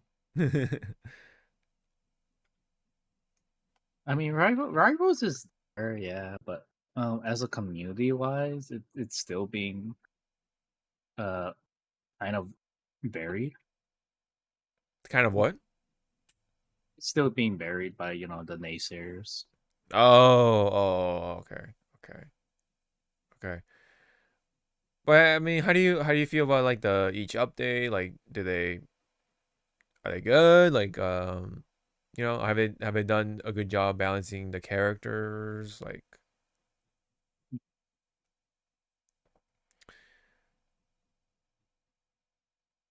um, what about like what do you call the costumes, the things that keep you going to play the game? Like, are they doing a good job doing that? So for Rivals, yeah, they're slowly like balancing stuff, Okay. buffing the right characters because of other things. Mm-hmm. But it's more of like at this point, like what other we need more characters at this point. Yeah, for sure. Like right now, Gambit is fucking fun, but his kit is not for me. If that makes sense. Right. Yeah, it doesn't fit your. He's not a glove that fits you. Yeah. That seems, normal. What about Helldivers 2? Have you? Helldivers Star I haven't played for like so long, so Yeah. I mean, the only thing I can go off is that I see the guys in the Discord play a lot of Helldivers 2 together. So maybe that's saying something about the current maps and the what do you call like just the content, right? As of this point, it has gone through a number of rough patches, right? Because the whole like PlayStation thing, the Sony accessibility thing that happened with like certain countries, that was horrible disaster there, and that like just handicapped a lot of what Helldivers could have been. But it seems like it's still it's still doing fine, but it could have been better at some point. Shamefully, yeah, which is a big shame. I mean, to me, Marvel Rivals is just the better Overwatch because, like, it has Marvel characters. The characters actually look really cool. The costumes, right, add on to the visuals, and it's basically it's just Overwatch with Marvel characters. And if you don't like the actual Overwatch game, then you can go to Marvel Rivals potentially. Yeah. And that being, free to play. It is free to play, so it is very easy to access in that sense. I played it for a little bit. I got my fill. I got out. I played a lot of Penny Parker. That's pretty much it. I did play a little bit of Jeff. I did play a little bit, or I did play a decent amount of Punisher. And just to kind of like get into the game real fast. That's pretty much it. I don't think I tried everybody, so to say. But with like Penny Parker, I thought she was the funnest at the time. How is Penny? Is she still like relevant? Oh, she's strong now. If you have, she's strong now. Oh shit! If you have Rocket. Oh shit! Okay. He amplifies her. He amplifies her her ness. Okay. All right. Any other comments for whatever game in here? No? Yes? Okay. I think we're good. And obviously there is No Man's Sky, yes. It was the game that also had a very rough beginning. It made a huge comeback, and it looks like it's still continuing to be good for those who play it. Okay, and then yeah, best community support, kind of the same thing. But there is Baldur's Gate 3, and yeah, that's pretty much the only big difference I can notice.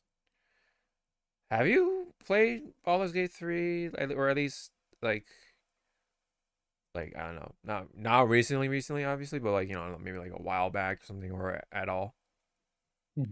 Yeah, I have. Okay, okay. I mean, I guess it's kind of hard to say like how the community support has been as of late. So, especially not having to play most of the games. Fortnite, I'm just kind of like very indifferent because, like, yeah, they add all the neat things in the store and stuff like that. They definitely have the stuff for you to buy, unlike something like Apex Legends. When it comes to the actual like game itself, it's very mixed. Like it could be fun at times, but then yeah, you have the whole shotgun thing that's gets very annoying, and then some other things that are kind of a specific, but I can't really uh convey it, I guess, if that makes sense. Anyways, it's kind of hard for me to say when it comes to the community support thingy. And then there's the best indie game. Did you play any of these other games? I played a little bit of Absalom. I'm just waiting for the patch where it's what's it called? Crossplay. Oh, okay, Because okay. right now it's only PC to PC, console to console right now. Oh, there's no actual. Okay, got you. I mean, again, they did say crossplay is coming. Well, What? so it's What? like one of those little factors. Like I'll wait, but thank you Yeah. for releasing the game, so at least we can have a head start to play it. Okay, so what is Absalom though? What type of game? Absalom is a 2-player game, and it's pretty much roguelike. Oh, okay. Go through the levels, build up your character, with skills or power ups, kill boss, rinse and repeat. Got it. Okay. And then okay. And then there's Hollow Knight as well.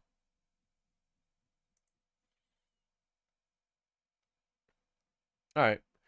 And then there's the debut indie game, which yes does have a 33 once again. But it seems like Blueprints has something, right, as an indie game that's belonging into two categories. But there is Dispatch. Have you played Dispatch? Yes, I played Dispatched. I did not finish the last 2 episodes yet. Gotcha. I only got up to, well, actually, I take that back. No, actually, yeah, I only got up to seeing Sonar. Okay. How do you feel about the game in general? Like, are you having a lot of fun with it? Do you really like it, or what? So it is one of those Telltale games that some people might like, some people don't. I'm used to playing visual novels, so it is like, Up your alley? like, yeah, up my alley. Yeah. But what is it about Dispatch that you really like though? Like, what is it that makes it very popular? At least to you, anyway. To me, it's just some characters' interaction. It's the But characters. it is scripted. Yeah. Quote unquote, it is scripted. But it's the ending of each chapter. It'll say like 85% of you guys chose this path versus Oh this. yeah, And I'm like, yeah. that's nice. Yeah.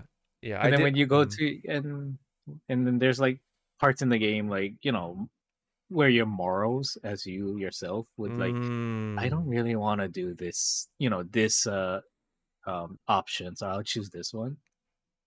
And then when it comes to like at the end of the episode, it will be like 3% of you guys chose this. It's like, who are you 3%? Right. What the fuck is wrong with you? Yeah.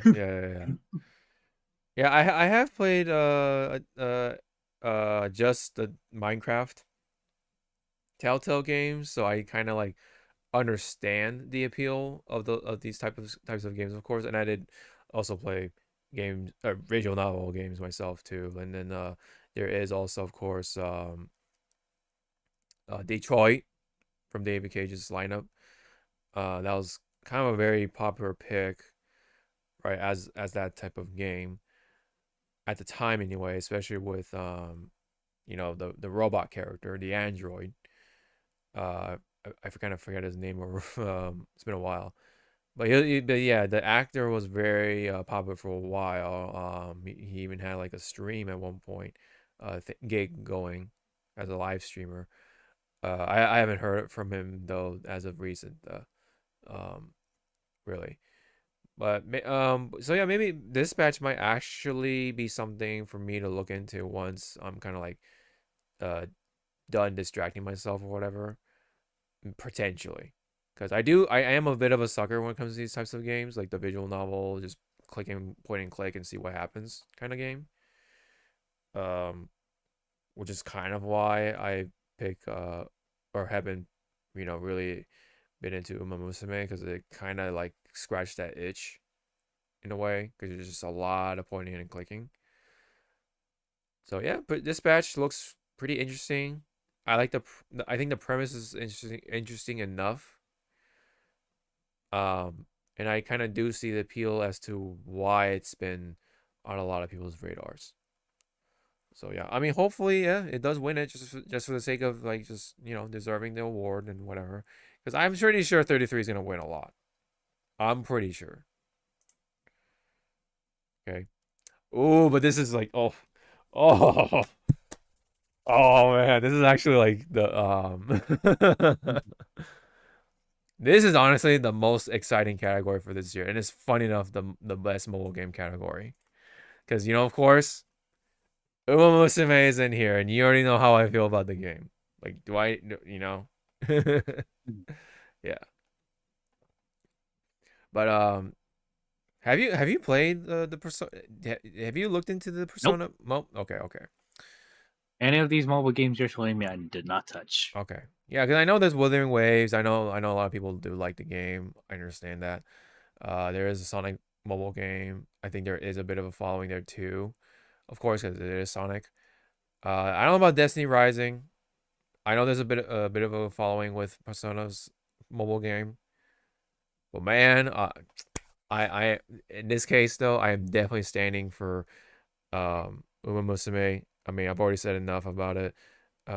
It's made such a huge impact, not only for gamers but actually for horse racing, or Japanese horse racing at least, to the point where the community actually helps out with donations to help repair the farms for the horses, and you know, and of course donate to help feed certain horses, right? Including may she rest in peace, Harurara. She got a lot of grass ever since the game came out. But yeah, sadly though, she did pass this same year. But yes, you know, it's been I would say a global hit within the gaming community. Obviously, you know, you don't go up to like an old lady and be like, "Hey, have you heard of Uma Musume?" But, you know, kind of like Pokemon. But like, um, I think though it's like such a um strong following though, and then of course, yeah, like it actually has a good positive impact, which is why I think it deserves the award for it, right? Now, for not only being a fun, but although frustrating game at times, but actually like giving back to what it's based off of, which is the racing horses in Japan. But I'm sure, you know, it is going to be competing with Wuthering Waves. I think that's honestly like the biggest rival in this category, right? In this case. So I think it's up for grabs for either Uma Musume or Wuthering Waves.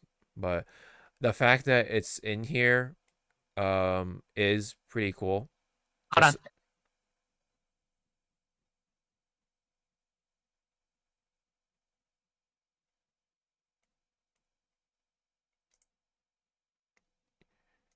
I think Zawa's busy with the cat. No worries.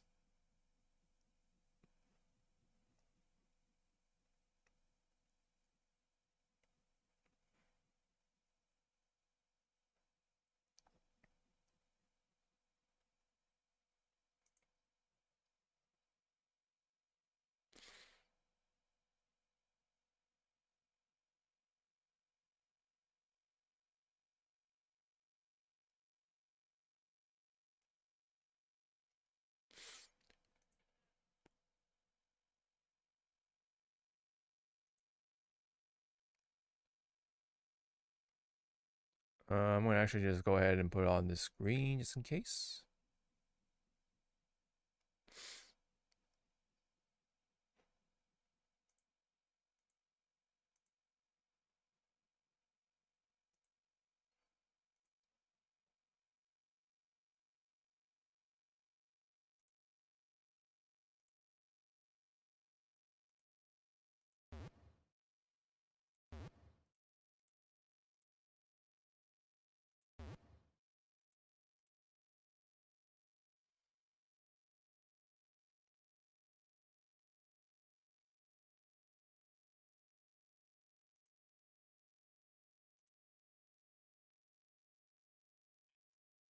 The dog was screaming outside.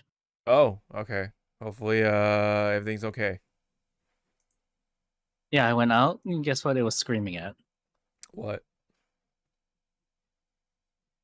A lizard was on her back. Oh my god.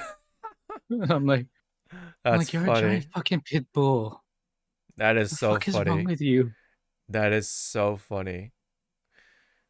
I mean, can't imagine how it got onto the bag unless the dog was sleeping and the lizard just happened to be like, "Oh, hey, this looks like a giant rock, and it's quite warm." I think it just fell. Oh, okay. It just fell onto the dog. You know, Okay. from yeah. Okay. And all we hear was like, Yeah. what the fuck was that? Yeah. Yeah.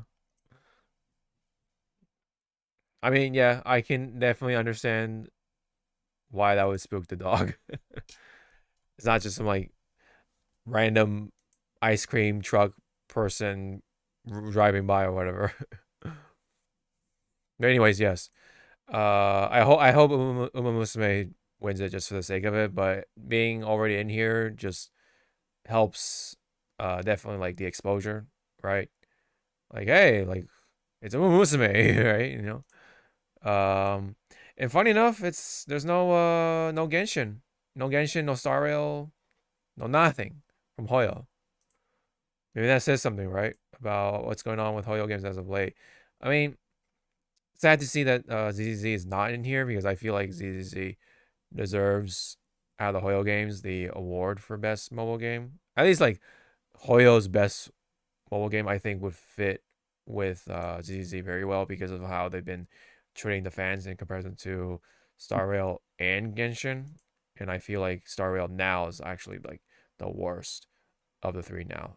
Like it actually got taken over by Genshin because of certain things that happen in Star Rail. But sadly, no ZZ in here. But otherwise, yeah, hopefully the horse girl game hopefully wins it. So I can say. Okay, so we do have let's go into best action game. We got Battlefield 6, Doom the Dark Ages, Hades 2, Ninja Gaiden 4, and then there's Shinobi Art of Vengeance.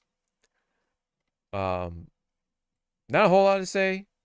I feel like though it could it could either be like Ninja Gaiden or Doom or something that could win it or something for best action.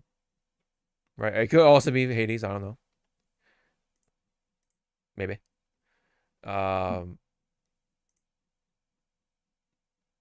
Best action adventure for whatever reason. We do have Indiana Jones in the mix. But otherwise, it is the previously mentioned games like Death Stranding, Ghost of Yotei, Hollow Knight, and Split Fiction. Have you played Indiana Jones or no?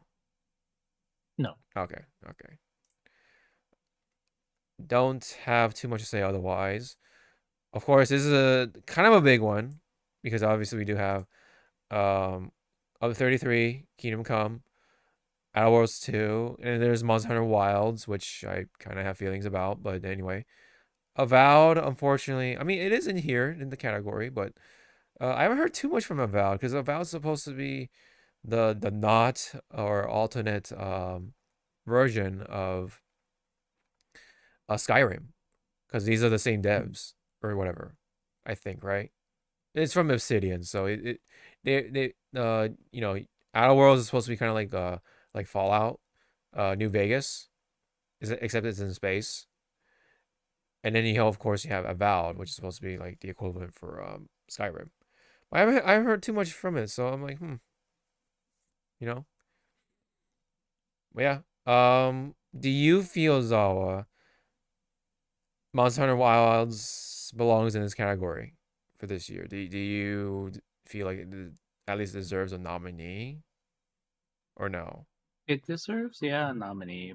Again, as a veteran hunter, as myself, Yeah. uh, it is in the dry spell right now, and then I don't like how people kept comparing other past games. Mm. It's like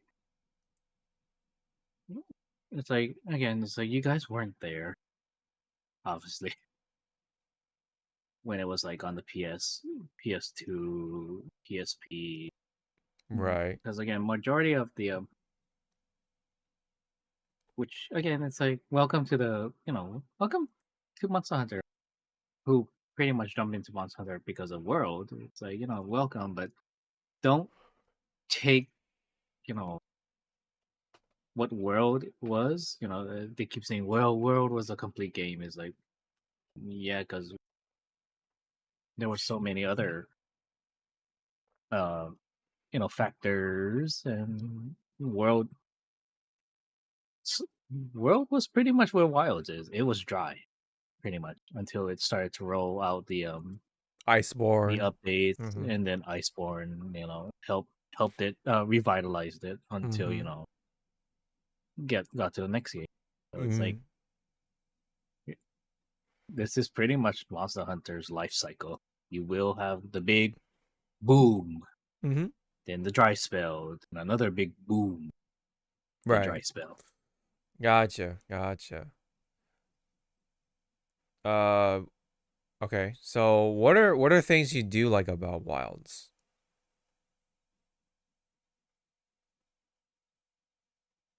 Mm, Like visually, it's nice to look at. Right. On PC, well, because I'm on PlayStation. PlayStation, I don't need to deal with the sad to say uh the shading, and then the rough Mm-hmm. camera work and stuff. But yeah, it's nice to look at. But yes, it could have been improved more. Mm-hmm. It's also nice to see what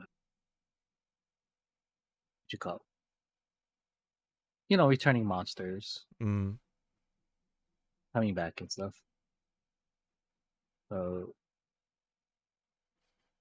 there's a lot of positive, and then there's also the negatives, and I think a lot of people Yes. already know about the negatives. I'm not gonna repeat the damn thing. Right.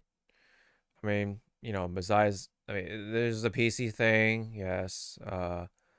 I think to me, I haven't been playing Wilds just because I just don't not feeling it for the end game, so to say.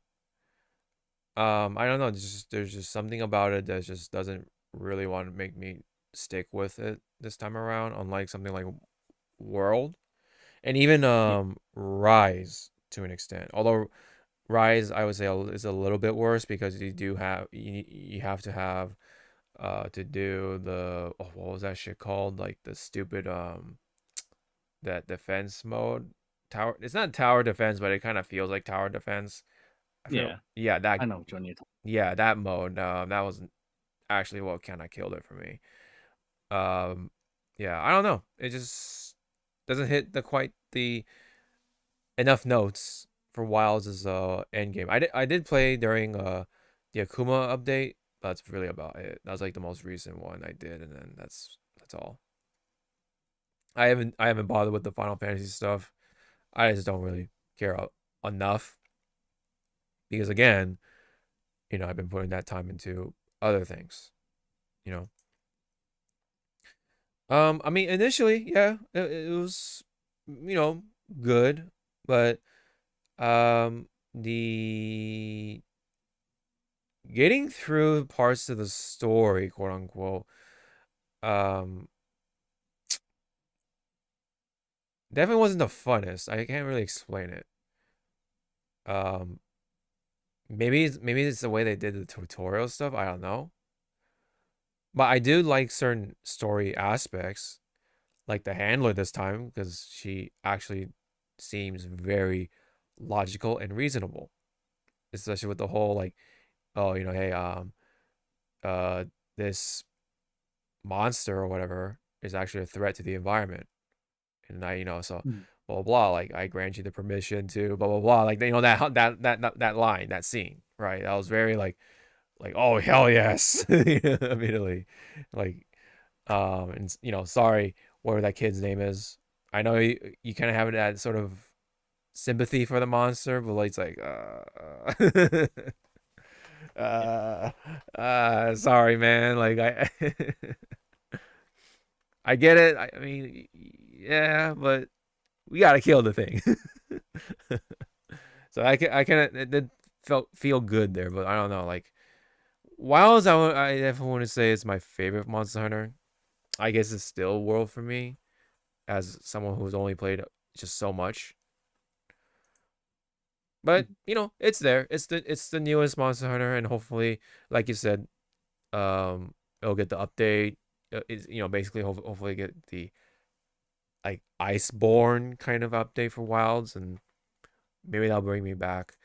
But it is annoying to deal with the PC issues, because, like, come on, man. Like, why the fuck are you still using de novo as a means of trying to filter out the cheaters? But it's you still have cheaters anyway, so it's like, what's the point?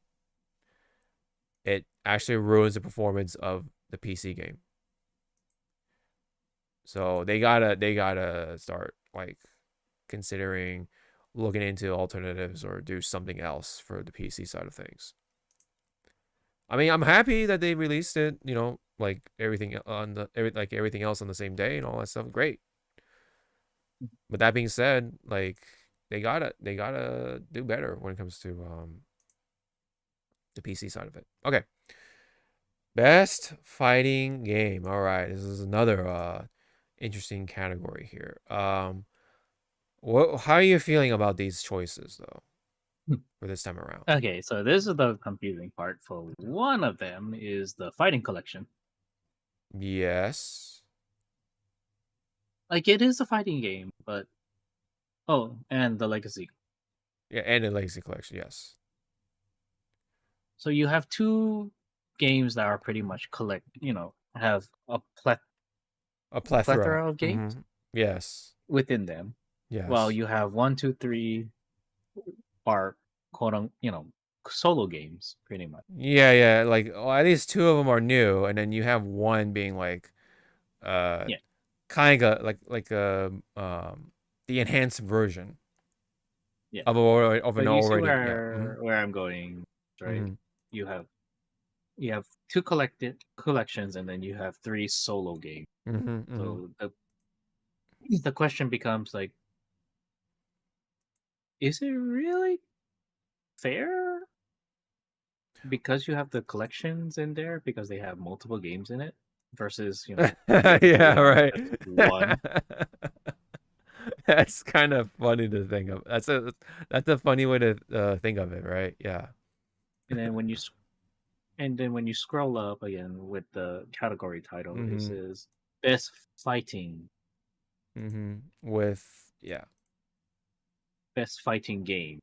It doesn't say best fighting games. It says fighting game. So, well, not even. It just says not even. It's just it's just best fighting. Yeah. It's like, what? But then when you read the subtitle, it says for best game design. Yes. Around so again, is this supposed to be for plural or single? Like, it kind of the goalpost is kind of like moving right now, and it's yeah. I get what you're going with. Yeah. But for in any case though, I mean, it is kind of easy to narrow down. So, what do you feel, or who do you feel deserves the pick at this point? It's either between Shitty of the Wolves. Shitty, yeah. Or 2XKO, yeah. I figured that would be sort of the case here. Yeah, you're right. You have 2 collection games. Like, I think though, because to be fair, I don't think there really was any other fighting game out for this year alone. Besides, yeah, City of the Wolves and 2XKO. There are like actual new fighting games in the mix. Because otherwise, let me type in fighting games in 2025.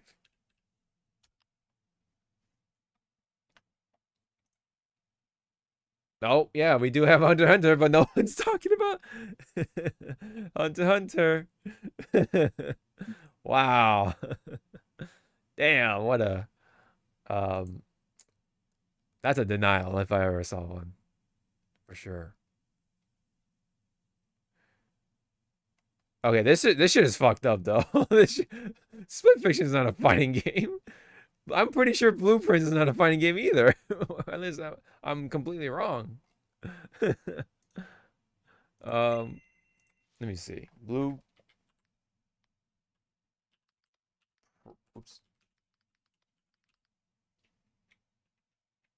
Let me see. Yeah, it's a puzzle adventure game. What is the fucking AI thinking, man? Yeah, so much for AI being advanced, right? Anyway. Maybe this will hopefully help with that. Let's see what's going on here. Okay, so we do, yeah, so yeah, we only have the collection. Dead or Alive 6. When did that come out? Hold on. I'm pretty sure that came out like last year. No, I'm stupid. Wait, hold on. 19. I must be super mixed up with like 5 or something. Okay, anyway. Okay, yeah, that's Dive Kick. It's old. There's Fighters that got the update, right? Or getting an update. City of the Wolves, yes. Yeah, we do have Garo Mark of the Wolves. Yes, it's the PC version. Strive, another old game, or another game that's already out, rather. Killer Instinct, another game that's out. 98, King of Fighters 98. That's another game that's kind of just basically ported, right? To that 02, another ported game. 13, another ported game. So you can kind of see, you definitely see the amount of new games versus just ported or enhanced or whatever else, right? So to be fair, yes. If they were to actually be down by the book, we only will see 2, right, of actual new fighting games. So that's why they have to like throw in these ones in here too. But man, allowing to open up an old wound, especially for those who are KOF fans. Do you remember the same year KOF 15 came out was the beta for Multiverses? And guess who won that one? Multiverses beta. And guess what? That game is dead. Oh my god, man. That was such a robbery. That is robbery if I ever saw one. Yep. Yeah. Kind of goes to show how wonky the Game Awards is, actually. The more, if you really think about it.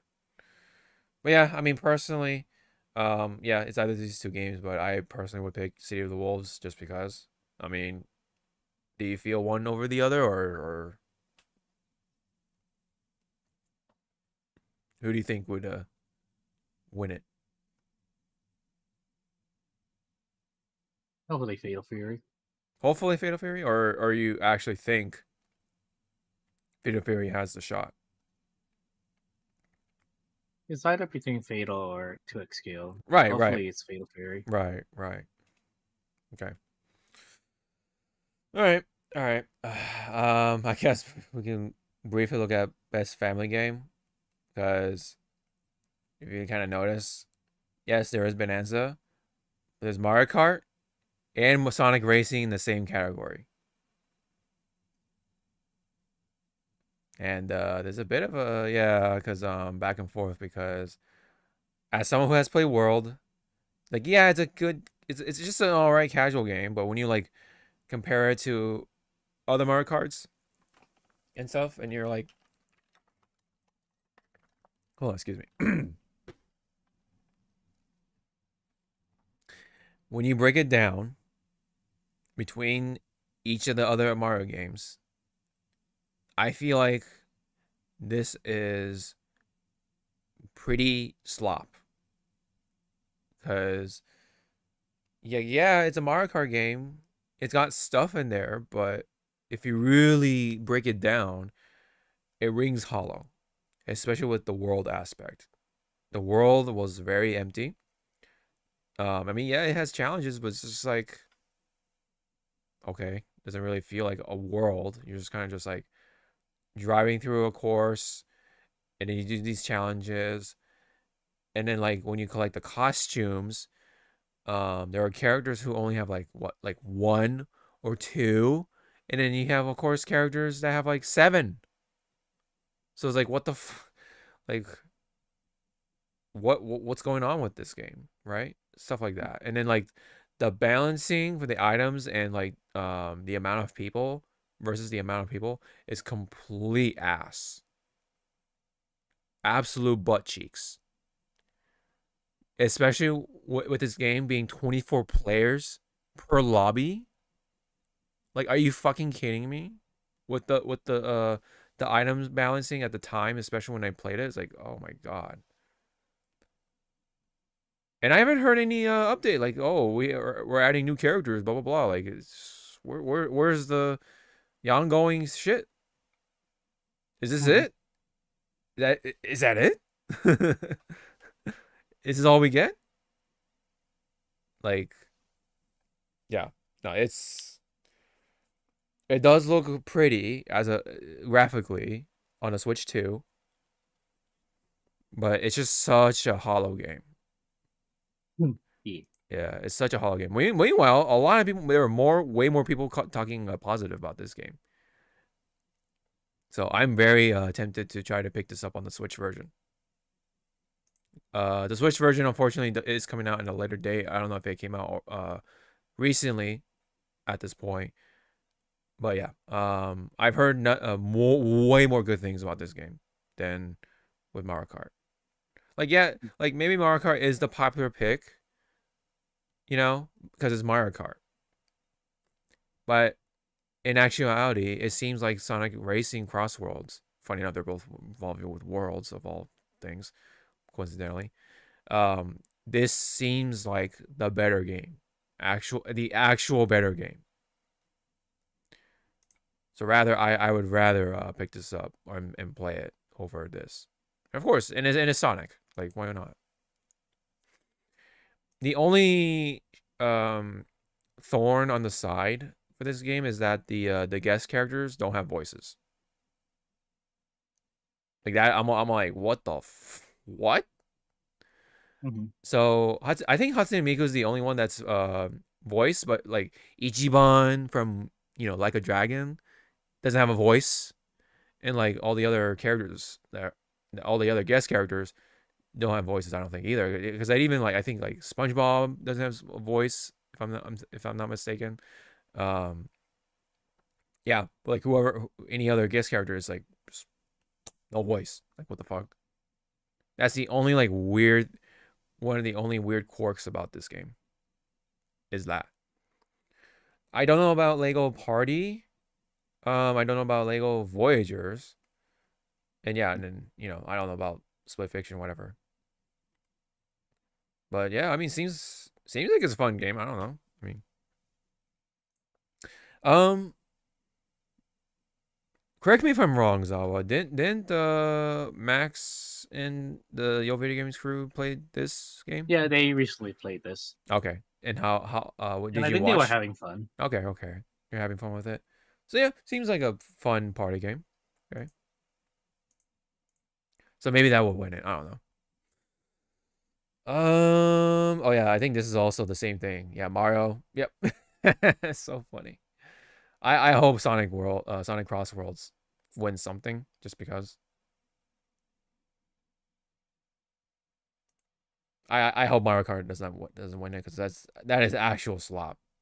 That is actual slop with fucking diamond sprinkles on top.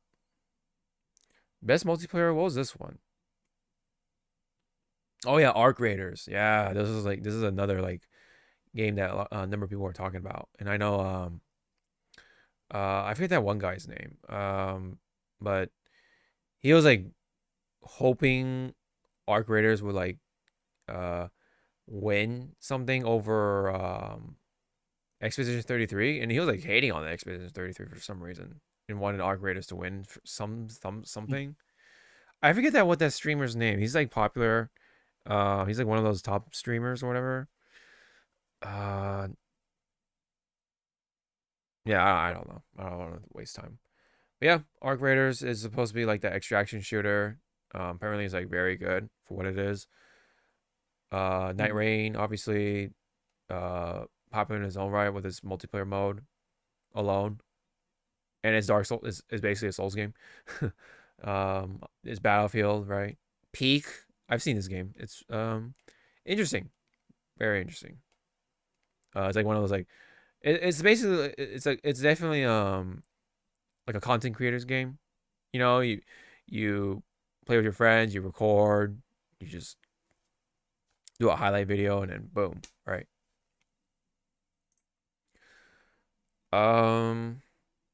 Best adaptation. This is yeah.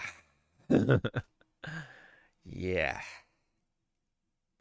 I have words, especially with Sonic not being in here because it came out in December, and yet they like kind of bend the rules, and yet they don't bend the rules for Sonic. So there's been kind of like a bit of a controversy when it comes to oh yeah, I think I have it here somewhere if I'm not mistaken. Oh yeah, okay, here we go. Gotta love this picture that someone made of Shadow doing the meme with the black dude holding the paper roll like yeah. Sonic movie 3 released in December 28, 2024, 3 days after the Game Awards, right? The website states if anything released on or after November 22nd of whatever, it'll be first eligible for this year's awards. Yeah, right. So the award show next the year after, right? So ideally it should have been this year, right? But it wasn't nominated. And yet Indiana Jones has a nomination, even though it was released December of last year. So it's like, how come certain games in December or certain things in December get to make it there, but how is Sonic 3 not in there? How is that? Like, how? Especially with how it performed, right? How it is actually, as someone who watched it. Mm-hmm. Like, it's just like an actual like robbery. Because I heard this wasn't that great. Of course, this is a lot of people hate it. This is like that popular. It's that toss up like like the whole like right. Yeah, it's the popular pick, right? It did make a lot of money, right? To be fair, Last of Us, okay, that's respectable, and then I don't know about Until Dawn. Okay, Until Dawn is the again, not really choose your adventure, but like It is point and the choices you clicky. make. Yeah. Yeah. Yeah. Because I did play the game and I did watch like other people do their own routes and stuff. Until Dawn did not do it justice. Like it touched upon it. How can I describe it easily? You're driving. It's like the movie was driving on the road, right? Like following the beats and stuff. Then all of a sudden we fucking turned into like a no fucking paved road and we just gunned it. And we're like, where are we going? Where are we going? That's a cliff. That's a cliff. Can we stop? Nope. Okay. Yeah. Yeah, out of these nominees, I'll go with the lesser evil. And I'll say it's The Last of Us season 2. Even though there's some things wrong with that season, but yeah. Out of the lesser evil, I don't want to give the fucking animation of Devil May Cry any more spotlight because I only know surface level of Devil May Cry lore. So when I was watching with friends, they had to kind of like speed run like lore for me, and I'm like this, it's like, wow, this is fucking stupid. Like the only character again in Devil May Cry was White Rabbit. That's the only character I cared about. Right. Yeah. I remember you talking about White Rabbit. Not because he's a furry, everyone. It's just that his character was kind of better. Yeah. Even though my friends kept saying like he's only in the novels, like he doesn't really show up to do anything. He's only in the novels. Like, well, he did a fucking good ass job for just being a novel character. Yeah. It's just like a crime that Sonic's not even in here. They literally could have included a 6th slot like they did with Game of the Year. Like bend the rules a bit, right? Like if you're gonna bend the rules a bit, then how come you're inconsistent with certain other things? It's just all over the place, I feels like.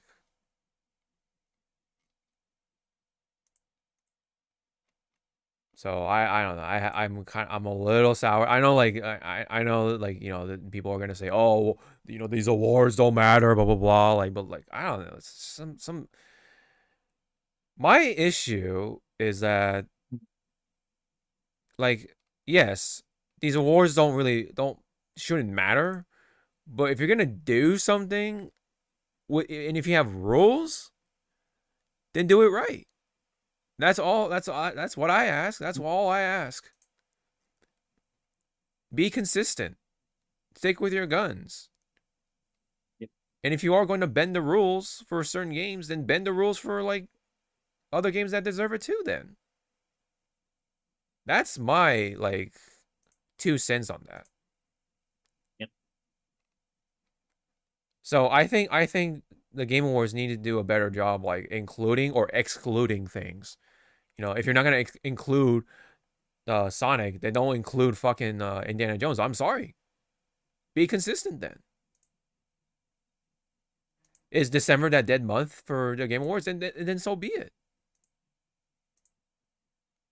But yeah, like the fact that they did though include some December stuff, but not Sonic, is like wow, okay, that's just weird.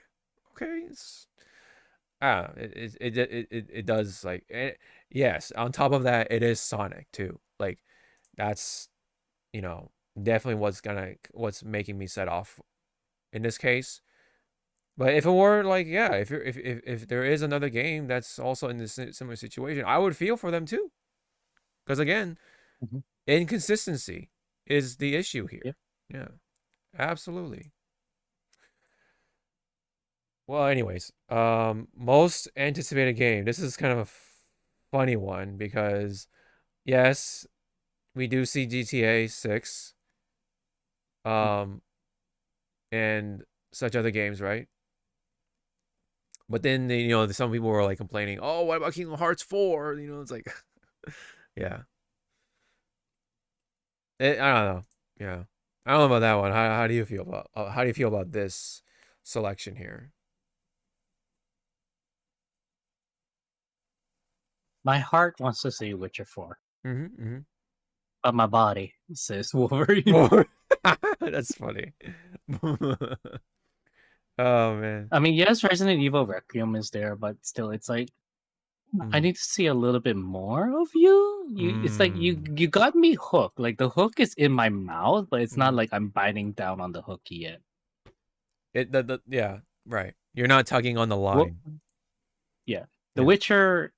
It's already like in my cheek. Like it's protruding on my cheek. So it's like, okay, you're dragging me. Wolverine, I just gulped it like it's a dick. Like, like oh, there it is. Oh, you got me. Okay. Yes, I picked Wolverine as well when I voted. So yeah, that does say something. I am loosely somewhat interested with the new 007 game. Just because it's 007, I like James Bond, I have like that sort of attachment to it, especially with the video games. I don't know, maybe I just have to see more of First Light. I know they had like this whole like demonstration, like, oh, they literally showed you like the first mission, I think it was, right? So it's like, okay. I don't know. Maybe I have to see a couple more other things, certain other notes, then I'll decide. Maybe I'll just buy it just because it's James Bond. But yeah, Wolverine. I'm definitely up for Wolverine for sure. Looks really cool.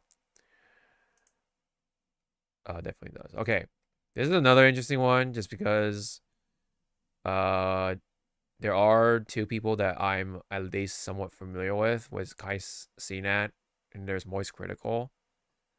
I don't know about these other ones. And then other than that, oh yeah, look, anime VTuber, right? It looks anime, naturally. My eyes would vote for Sakura Miko, but my actual brain tells me Moist, because I actually watched Moist Critical. And see everyone. Yeah, Hawk's neurons activated when he saw Moist Critical. Yeah. Yes, I got Moist. Okay, all right. Okay. You know what? I said it. You have your own. Yeah, you have your own dues that get you moist. I have my own dues that get me moist. Yeah, but we're not the same. We're not. Yeah. Yeah. I was torn between Kai and Moist as well. So I literally flipped a quarter, and I was like, "Okay, here we go." I mean, I say Moist Critical only because I am familiar with him most, especially back in the day with him actually playing video games consistently as content. And then of course he just became like that drama commentary YouTuber, which is like whatever. I get it. I get the hustle.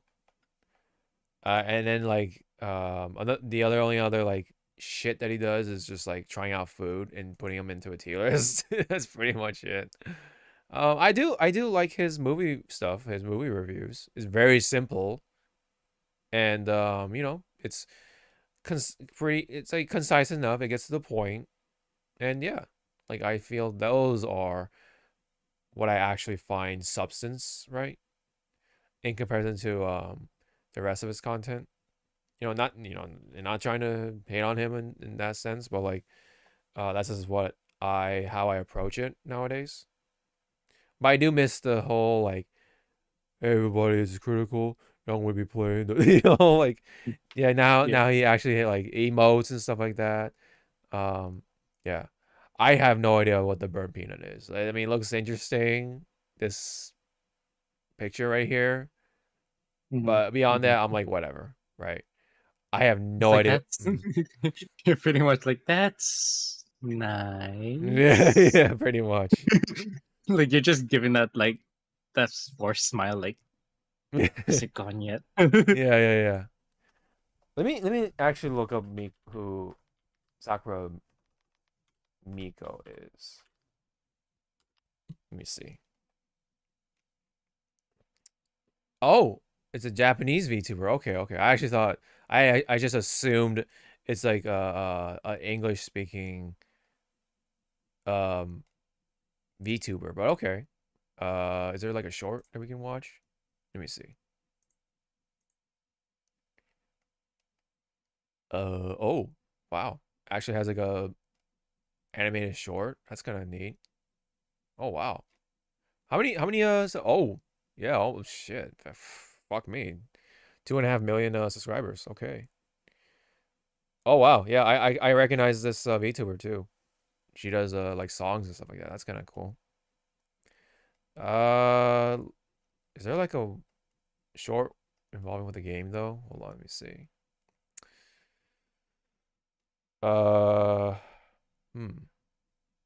Another anime one? God damn, dude. How many animes like have they been made for her? Jesus, man. How much money does she make?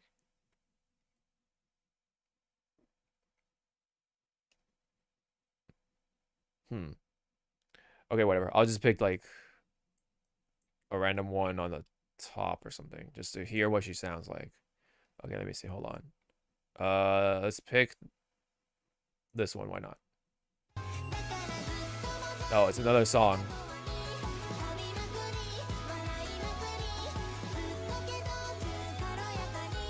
Okay, sorry. Let me find one that's her playing a game or whatever.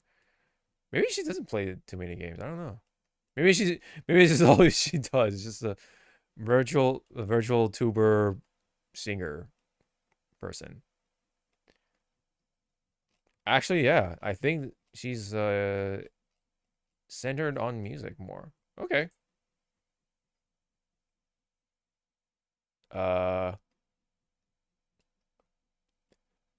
I'm just really curious what she sounds like when she talks. That's what I'm trying to find. Oh, GTA, let's go. Oh, whoa, you son of a bitch. You son of a bitch.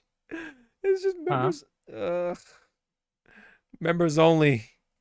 The one video I want to check out was members only. Son of a bitch. Okay, fine.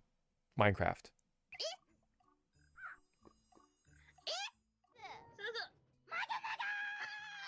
Okay. Okay.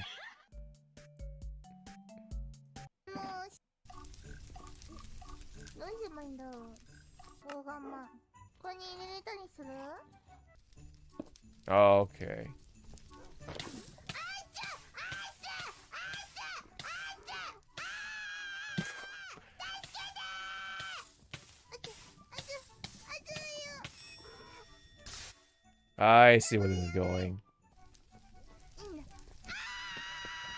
Oh, shit. Her house is fucked. But anyway, okay. All right. I have an idea now. All right. All right. Okay. Have a little bit of my respect. Okay. Just from that little snippet I got from Sakura Miko. Okay. Okay. So anyways, okay. Here's actually an esports category that matters to us in a way. Because guess who's in it? Kakeru and MenoRD. Ooh, this is tough. This is a tough pick for us. I immediately went to MenoRD. Really? You may actually immediately went to him. Why is that? Because look at the streak. You know, like he's been climbing that ladder, and I'm glad he won. Yeah, for sure. For sure. Yeah. Kakeru is also there too. Like he climbed that ladder also. But yeah, he won Capcom Cup at one point too. So yeah. And they're both Street Fighter. You know, I like how they both put the Street Fighter stuff. But I'm sorry, Kakeru, when it came to like down to the final wire, MenoRD had better like comebacks, so to speak, in my opinion. So it's down to the moments really, that Yeah. for you, that made you decide. I mean, I picked actually. Funny enough, I actually picked him for different reasons, and it wasn't immediately like, oh, the moments, right? I actually picked him more him as a person because he likes One Piece. He had Whitebeard as a profile pic because that's so kind of shows a little more of that bias, right? Picks Geef, and so I had to give it to him like that, But Kakeru was like was a close second, absolutely. Out of all these people, I'm sorry, but like Kakeru was absolutely a close second. Let's not get that mixed up. Like Kakeru is high up there too, right? With Mina RD. But there's just something about him, Mina, that, and of course Kakeru has something that he doesn't have, but Mina also has something that he doesn't have, right? And it's very specific, I feel, right?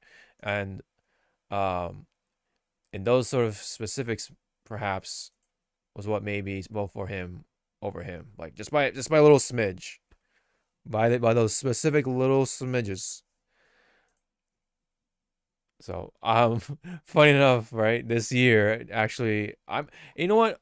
I'm happy for that they actually included like the fighting game players. So because I absolutely do think they should have been included like from the get-go. I don't know what is it with like, just like the League of Legends, Counter Strikes, and like those types of games when fighting games is just as competitive as these games. Yeah, maybe it doesn't have the same numbers, but but the competition when you look into it is very strong. And in some degrees, even way more competitive because it's 1v1. Right? Whereas these are more like, these games are more team-based. Absolutely. Yep.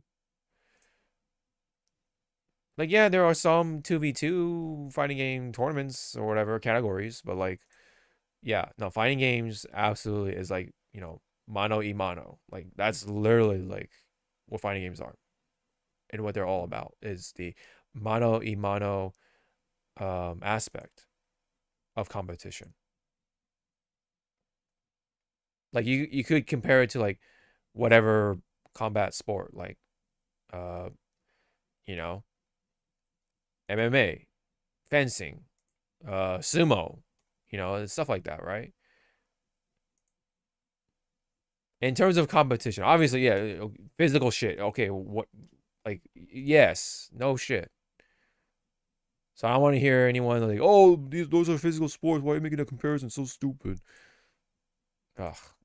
People need to read, need to learn to read between the lines. But anyway, that's pretty much it on the Game Awards stuff. That's at least what I wanted to cover anyway. Was there anything else you wanted to mention that you feel like we haven't covered?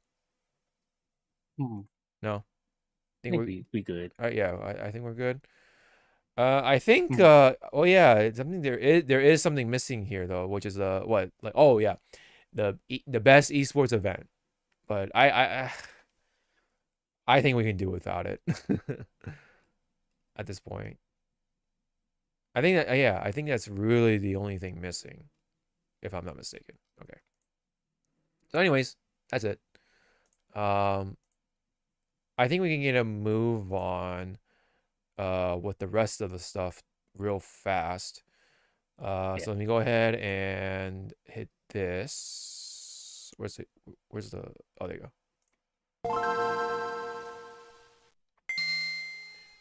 Okay, so real quick, Tales of Berseria is getting a remastered version. Woohoo! So that's going to basically, so don't get it mixed up with like, oh, a remake or whatever. It's just basically, like, it's getting ported to the modern systems, including, of course, Steam, PlayStation 5, and I believe Xbox. So it will be $40. For those who have not played it, I suggest playing it. If you do love Tales of games, this is definitely another one to add to your collection. For those who don't know, actually, Tales of Berseria is a prequel to another Tales game called Zestria. You know, if you connect the dots, it all makes sense. So I mean, it's not even really connecting the dots. They just flat out like say like, or they flat out have the same certain characters making an appearance in Berseria and versus Zestria and stuff. So yeah, it's just when I did play it during the original release, and I definitely had fun with it. I mean, it is a Tales game, so it definitely has its challenges. It is a pretty long game as a JRPG, like a pretty good 60 to 100 hours, depending on how you want to do it, right? Yeah, it's pretty cool. The system, at least at the time anyway, was pretty fun. And yeah, this is what the cast looks like of characters. Man, the graphics, man.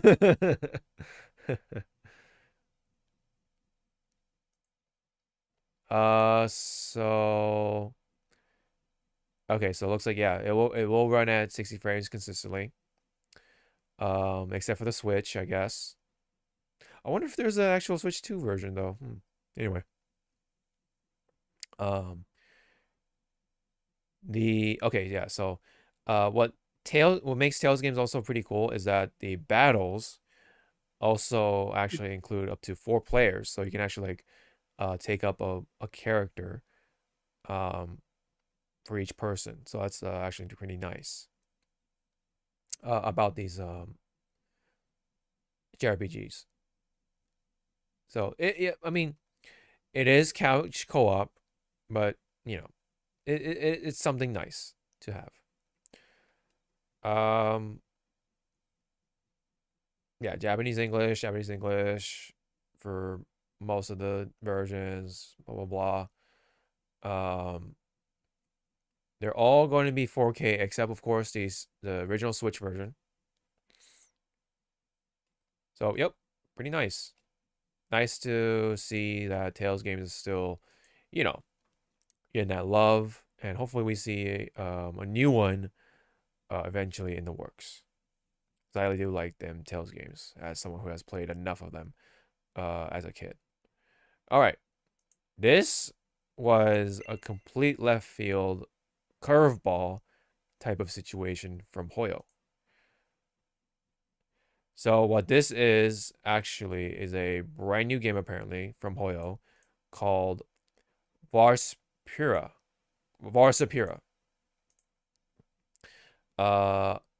Yeah, so it is from the creators of Genshin and Star Rail, making a huge, massive tech leap. Now because they are using the Unreal Engine 5, at least for this one, which is a first major shift away from Unity, which is like basically the engine for a lot of the mobile games. It will be on console and PC. It will. I don't know what this means though. It says mobile not expecting game is based in Unreal Engine 5.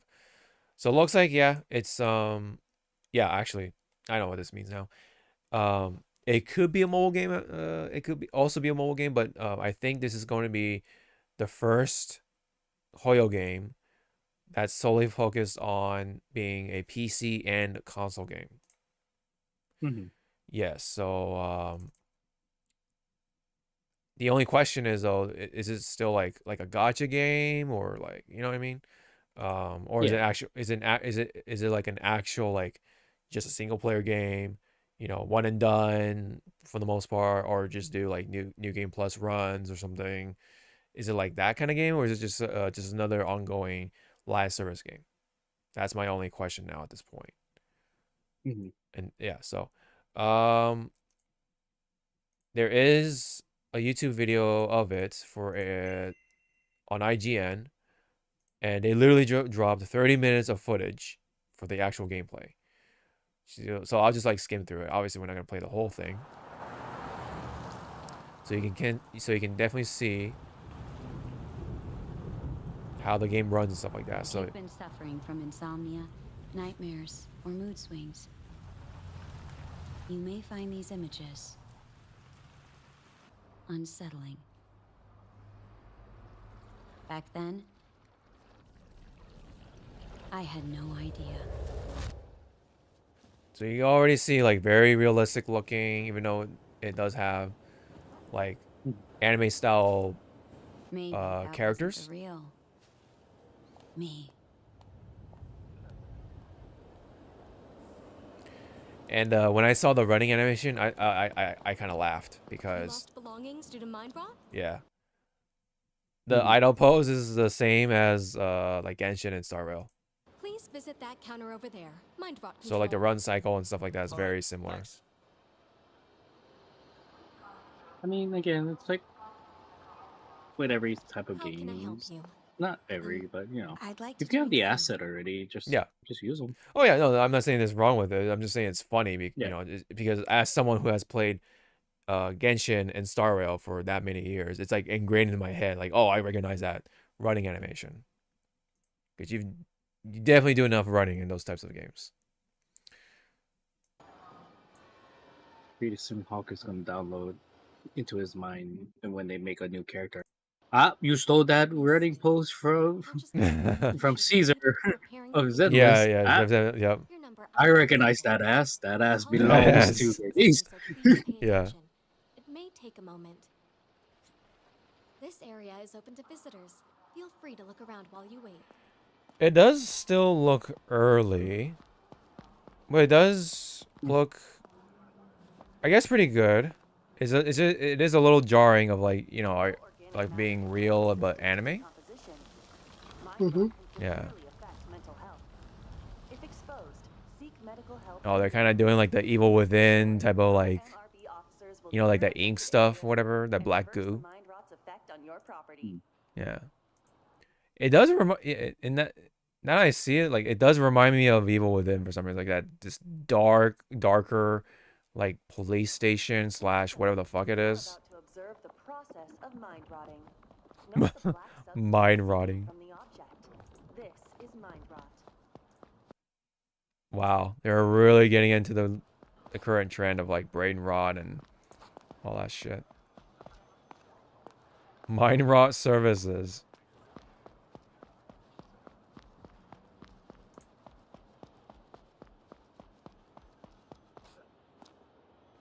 Oh man, yeah, the way the character stops and goes into the idle pose is so funny. Let me go here and you can kind of see more of the lighting.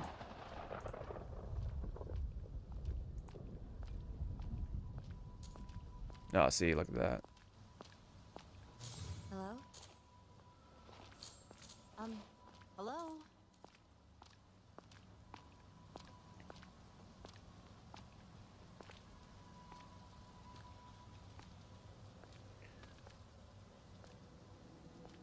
Yeah, definitely on along the lines of like psychological thriller or whatever.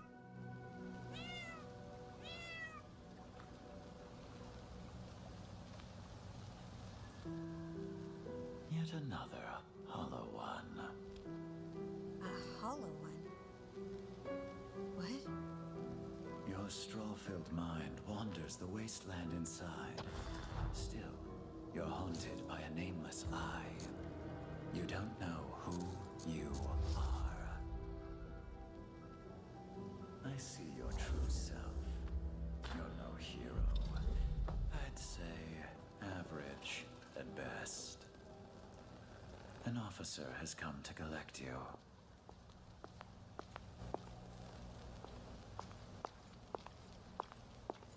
Who that? Hello.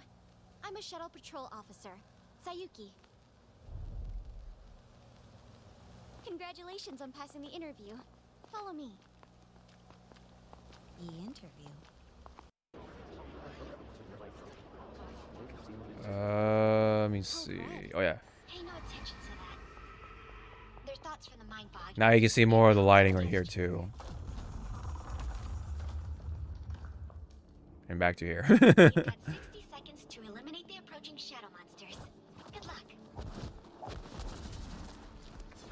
Oh, you get to fight with an umbrella.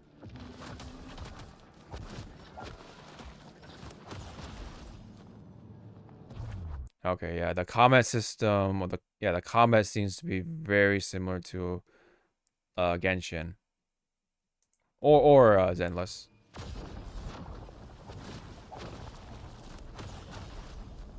You got the light attack, you have the heavy attack, you have skill.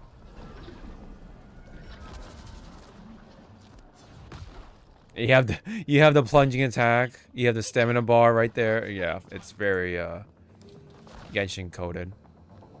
That was just a basic drill. Fieldwork requires quick. You have the yellow mark, of course. Speed is secondary to ensuring the safety of civilians. Hollow one. Time for your second trial. Save the civilian. Okay. Skip for a little bit. Let's see more of the combat. And the effects. Got more of these bastards to deal with. The exit route is at 60%. Trying to keep it together in the meantime. What do you think so far, though? What is being shown here, Zawa? That's more than a rookie can handle. Where are you going? I have to help. The route's unstable. You'll be trapped inside too. It's more it's stylized, yes, but it's more of like, what is your weapon? Yeah. Oh, wow, what the fuck? Yeah. Oh, yeah. Pay your fucking fees! Yeah. Pay your fucking fees. Oh, what the fuck? I'll clear the monsters to reduce the You see all that? That's 20 years worth of you not paying the IRS.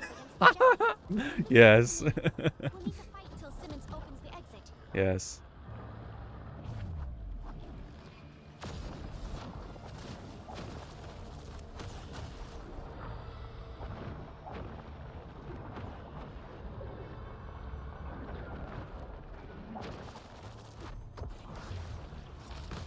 Oh, wow.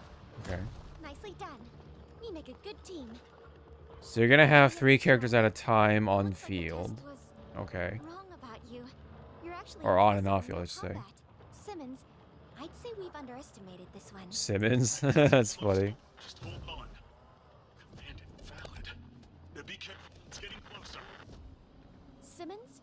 Deploy platforms. Simmons! Comms are down. We may be cut off from the outside world. Stay sharp. I've got your back. Oh, wow. So, like, the folder, like, the folder actually becomes like an obstacle. And then they like, wall splat to them. That's actually kind of neat. You're a natural.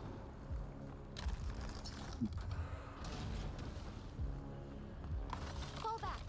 Avoid the contaminated zones.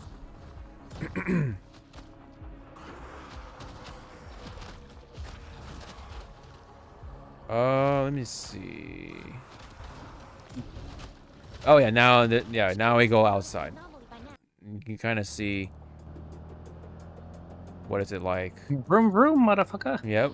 Boys Park, ready for cleanup. Fit here, on the scene now. So yeah, there's also. Oh, okay. Be there soon. Fuck this place. Yep. I like that. Yeah, I like that they're like showing off like what you can do and stuff.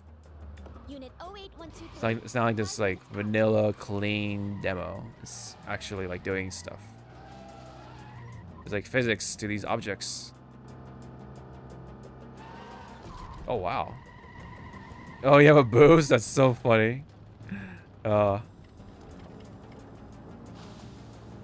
Whoa, okay. Alright. Okay. It's so funny how many of these games have driving in them now. Like, what, you know, when it comes to like, we have Ananta, right? And then we have Neverness to Everness. And now Hoyo is coming out with this game too. What exactly is mind rot anyway? This is why proper Such a weird, is so oh boy, important. coincidence. The training tapes feature. But yeah, thank God you're not swinging around like Venom or Spider-Man, I guess. Like water stagnating without Let me see. Your team now, so okay. But no heroics once we're in the field. If it gets bad, you retreat. Got it? Yes, ma'am. And then Access grants. okay. Oh wow, so there's like a stealth segment to them. Oh, there's one more person that joined them. Let me see. Dawn. Dawn. But no. Let me see. When the hell she join? Okay. Let's head in. Access granted. Oh, okay. Permission update. Might have just been randomly added, I guess. I don't know. Anyway. So there's like stealth segments, but there's also like just like, yeah, flat out combat like this. And then you can like do assist attacks and assist chains like in ZZZ.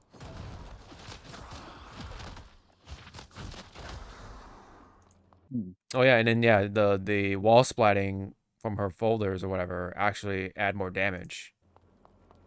It's kind of cool. Ooh, whoa! Who's this chick? So he has like a ball and chain that also turns into a hammer, like that's or like a morning star. That's kind of cool.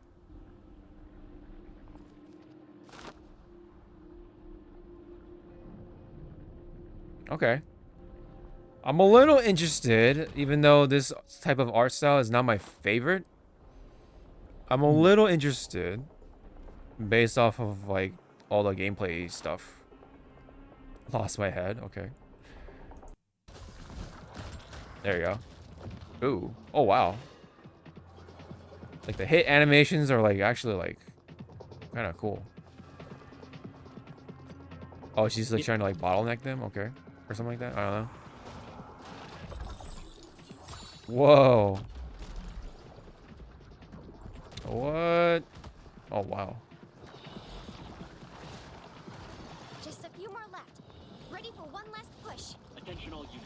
Oakwood has been contained. Emergency status lifted. You may resume regular duties. Sun never disappoints. Let's wrap this up and get some coffee. My treat. Oh yeah, the main character gets like different costumes too. I just noticed. Okay, here we go. Well done, officers. Oh damn. This is a game for people who love office ladies. For sure. Oh man. Almost forgot. Yep. Your reward for your first assignment. Shock Americano. Perfect for staying alert, fighting off fatigue, and doing your best. All that mind rot cleared. And we're still buried in work back at Seal. Well, Director Nyan has big plans, but they're hard. Yeah, the lighting is neat. Seems a bit unreliable. It's just the fact that it's like a realistic anime kind of art style. And I'm trying to get used to it. So they kind of come off as like those Japanese Barbie dolls, if that makes sense. You know what I'm talking about? When you like look at their face, yeah. Yep. I forget what they're called. They're like those classic like Japanese Barbie dolls. They're kind of like what they remind me of, yeah. And then look at the city, very pretty. By the way, what was the director's big plan? To save the world. It's got foliage, all this stuff.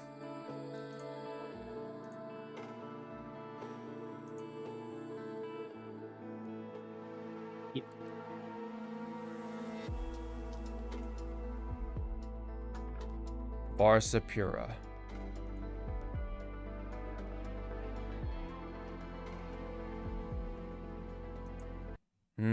Interesting.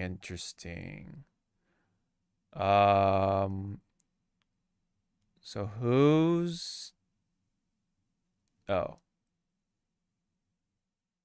Let me see. Interesting. Okay, so a lot of it is happening in Shanghai and a little bit of Singapore, but yeah, and then the only thing about Los Angeles is just the marketing operations. Yeah, and then the writer is from Singapore. Okay. Huh. All right. I mean, any other comments for Baris Pura? That's oh my god, a game actually where brain rot is actually a threat to society. The most unrealistic part of this game is how the player's first move is to get a job. We got Resident Zenless Control Evil Impact before GTA 6. Oh boy. Oh boy. Yeah, it's just, I mean, it's interesting, to say the least. Anime version of Control. Okay, yeah, it does definitely remind me of Control. Jump scare. Okay, this is a Star Rail joke. Yeah.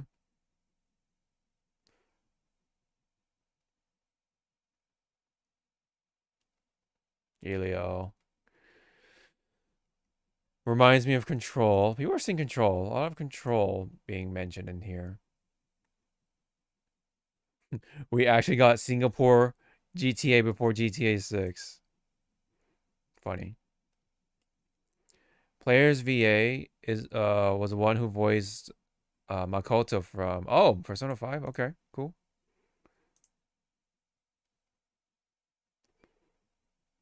Umbrella combat look cool. Yeah. Main character wielding an umbrella is a interesting choice.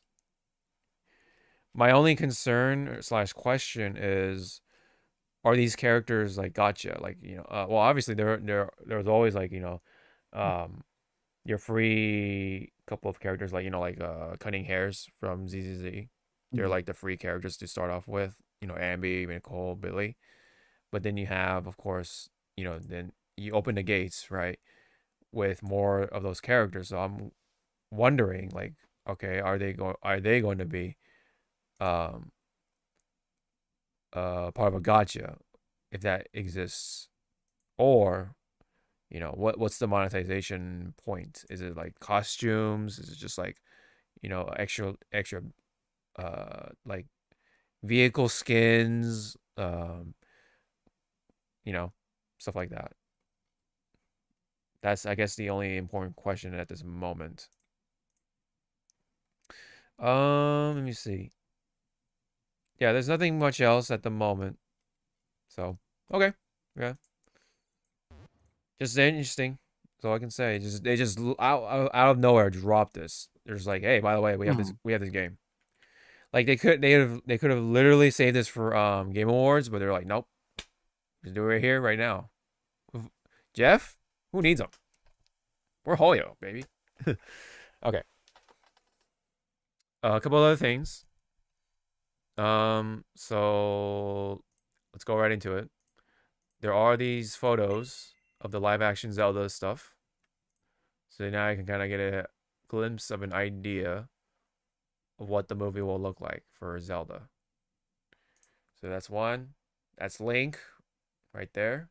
Lunk. And Zelda, of course. So it seems like they're basing it off of like, okay, there's like a mixture here. Because this is like Breath of the Wild. But then we have like or Tears of the Kingdom, I guess. But this is more like Twilight Princess. Yep. Judging from the colors. Any comment? So it depends. Well, because you did bring up Breath of the Wild, it's like, so which timeline or how many cameos are we gonna see? Yeah. If I see a fucking big ass blue bird with a with an accordion, I'll be like, cinema. Yeah, of course. Play me like an accordion, Kaz. How are you feeling though, like for like the faces, I don't know, the costume. Oh yeah, the ears. You know, whatever. Like anything. I mean, you want to pick at? I don't see his cap. You're right. He's not wearing his hat. Where's his cap? And then for this Zelda, which one are you? Because again, as you said, she has the attire of the Wild or Tears of the Kingdom. Well, the color-wise. Color-wise, yes. And she already has the bow, so it's like, is this like midway into the movie, or are we at the end? Because you look like you're about to fight Ganon. And is it Ganon or Ganondorf is your villain? Is it a giant pig or a man? Right. Or is it Man Bear Pig? Man Bear Pig, yeah. Yeah. But yeah. Again, the biggest question is, will Link have line? Yeah, will he talk? How much will he talk? Or is he mute? Like every other Link. If he talks, then he better sound like the fucking Link from the cartoon. Oh, from the stupid. Excuse me, princess. The CD of what do you call those? The CDI. The CDI. Thank you. The CDI games. Yes. Yep. Yep. Well, yeah. Excuse me.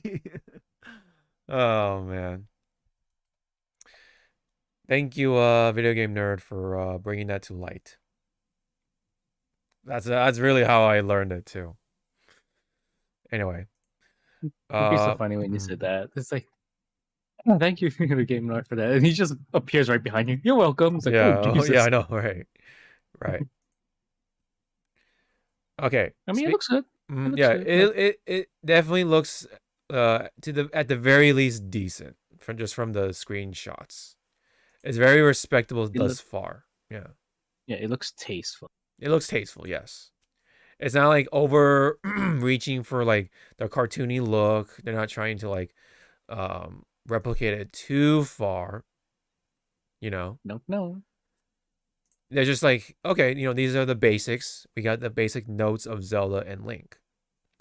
And I think you know, it's a pretty respectable approach to portraying such video game characters. Speaking of photos, though, now we're gonna well, not even photos. I think this is it's a video.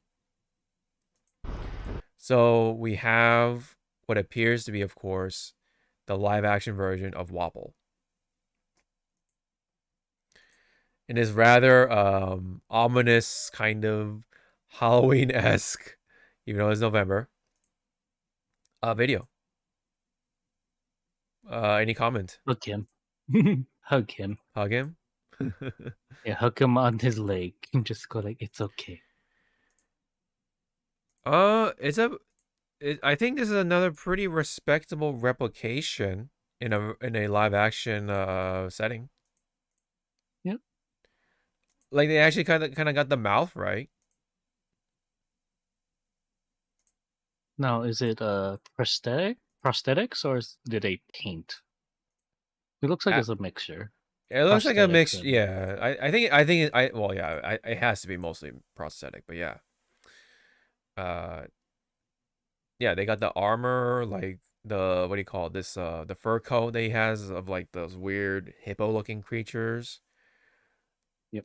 I forgot what they're called, but yeah, the shape, right? His body shape is actually like proportionate in a way for Wapol.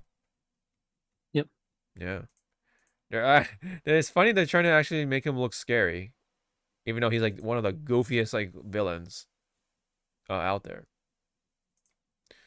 Especially in the chapter cover stories, or what do you want to call them? Yeah, this is him right now. This is very interesting. But this is him, yeah. Like yeah, he's pretty big on the width wise. Cause yeah, that's a huge bitch. Yeah, it is a huge bitch. Oh, he's 6'9". Okay, so he's still tall for a dude, but he's not like a monster in comparison to like even Crocodile, because Crocodile is like 8 foot, like 10 or something. It's fucking ridiculous. Yeah, yeah. And Doflamingo's like on the verge of like 10 foot, pretty much. So he's a tall motherfucker. Doflamingo cheats. Yeah. Jinbei is right under 10 feet, believe it or not. So actually, Doflamingo's slightly taller than Jinbei. If that's something to if you want to believe that. So yep. I mean, yeah, it hits the notes. It definitely hits the notes like the Zelda stuff of Wapol. I think that's pretty much it, right? Let me see. Oh yeah, okay. So we have more actually. So we have Mr. 9. Ooh. Right. Actually, yeah. Like, I mean, the hair, you got the crown. Interesting choice for like the clothing material, especially with the sleeves. What do you think? Yeah, I just hope we see everyone. Mm-hmm. Oh yeah, and then if you look closely, yes, he does have the little weird curly 9s on his face. So that's like, yeah, another check. Nice touch. Nice touch. Yeah, that's the check off the list for Mr. 9. Oh, here's Mr. 5. Oh wow, yeah, it's actually like pretty close too. Damn. And then the hair, yeah, the hair even like replicated nicely. I think the sunglasses could have been better. Like the choice of shape. Mm-hmm. But it is what it is, you know. Other than that, everything else, like, yeah, it looks like what you would see for a live action Mr. 5. Like you can tell, like, I'm gonna go back to season 1. The moment I saw the actor who played Kuro, I was like, oh god. Yeah. Like they nailed it, and then again, like the knife fingers could have, gotten a little work, but still, like, just the presence of the actor playing Captain Kuro, I was like, yep. I believe you. Like, I believe. Yeah. This is our Kuro. Yeah. So again, like looking at these shots of these upcoming characters, it's like, okay, you look the part. Yeah. But can you embody? Can you do the part? Yeah. Yeah, you're right. Yeah, the Billo bike, all these pictures. Okay, yeah, we're back to what we already talked about. But yeah, interesting. I thought they only did Wapol, but I didn't see that they did Mr. 9 and Mr. 5. Cool. Bye, baby. Yeah, it's funny. Okay. I think there was one other thing from. Oh yeah, this is random artwork for the upcoming NBA collaboration of One Piece.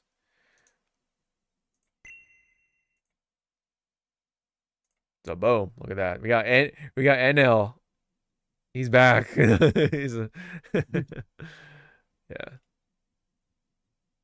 And then we have Zoro. He's in the Boston Celtics, I guess, right? He got lost. he got lost in Boston. Yeah. Of course, Luffy has to be a Laker, right? He has been in the Lakers. Ace is in the Knicks. Oh wow, that's funny. Shit. Anyone in? Yeah. I kind of see because my glasses are off. Chicago Bulls.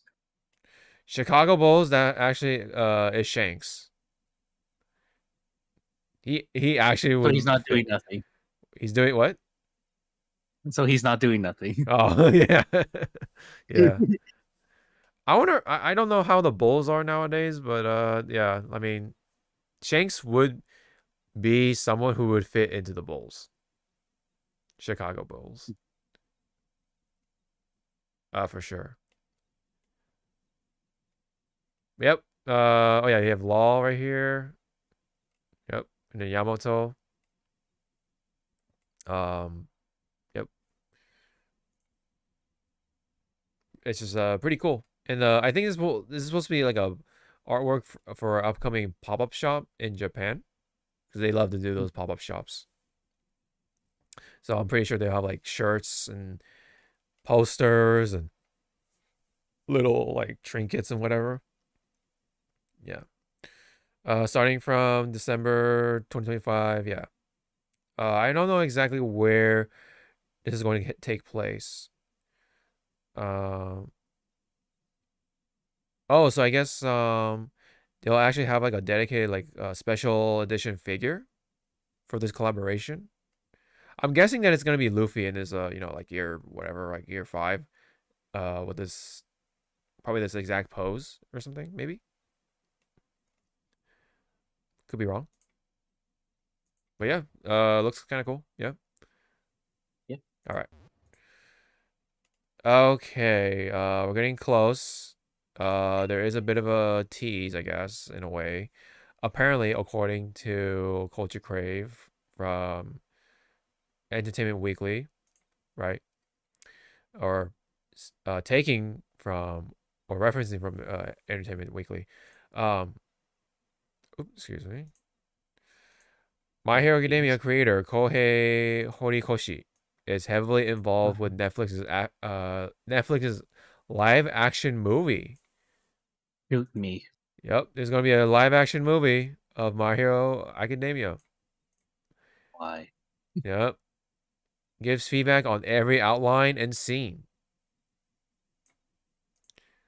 There's nothing that he doesn't give notes on. Is a quote, apparently. So he's like the helicopter pseudo director, you could call. You know, in a way, I guess.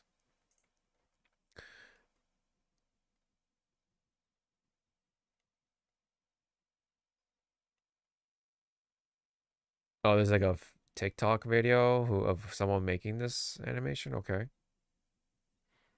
Oh, interesting.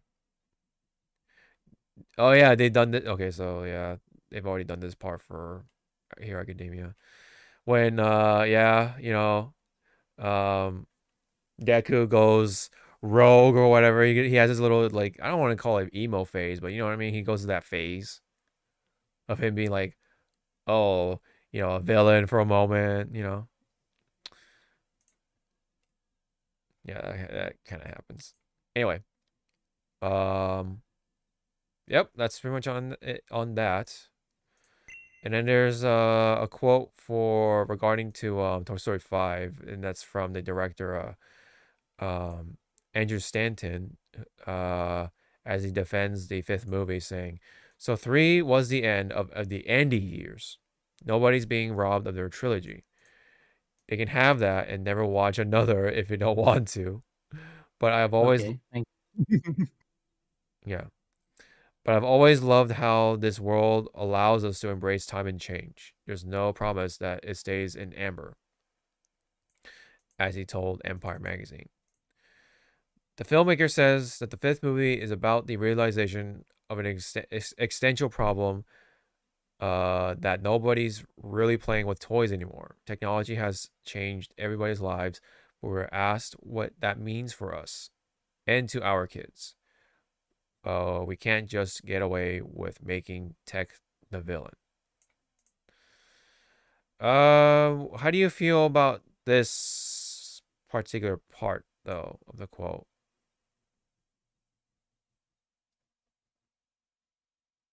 Because I do have words for that. Yeah. Sounds like a cop out, and then it's kind of Yes. like, then why even make the fucking 4 and now 5? Yes. Yep. That's exactly what I thought. If you, because again, the previous sentence of like, this is the end. 1 to 3 is the end of Andy's story. Mm-hmm. It's like, okay, you know what you could have done? that you kind of touched upon on 3. If you wanted to continue Toy Story, you could have used his fucking sister. Yeah. Or Bonnie. I mean, I don't know. I mean, the issue I think is just Or that Bonnie, yeah. Yeah. The issue But is well, go ahead. Sorry, go ahead. I was gonna say, well, with Bonnie, yeah, you could. But to me, it's like because Andy gave Bonnie, his toys to The her. toys, yes, yeah. Yeah, that's to me is like the end chapter. I don't need to know like what happens to them because Mm-hmm. it looked like it gave off that little like note that they're gonna be well taken care of with Bonnie. Yes. Now you have Andy's sister, who's we technically grew up with her throughout the movie. So what was her journey ish with her own set of toys? Yes. Yeah. Because again, like if we continue with Bonnie, it's like, is this gonna be a rehash? Yeah. Of Andy's story? Right. Because again, if you go with Andy's sister, we can show like the first movie of her kind of coping, like asking like, Andy, where's your toys? I miss playing with them, because he probably had her play with like Woody and Buzz like here and there. So it's like, and then she just builds her own little toy city. Yeah. Yeah. Yeah, it would be an interesting alternative like way. Yeah, it's just again, like, we talked about it like not too long ago, but like, yeah, just 4 existed and that was the issue. And they called it 4. So I think like if they wanted to continue this Toy Story stuff, I think they should have maybe renaming it would have helped a little bit.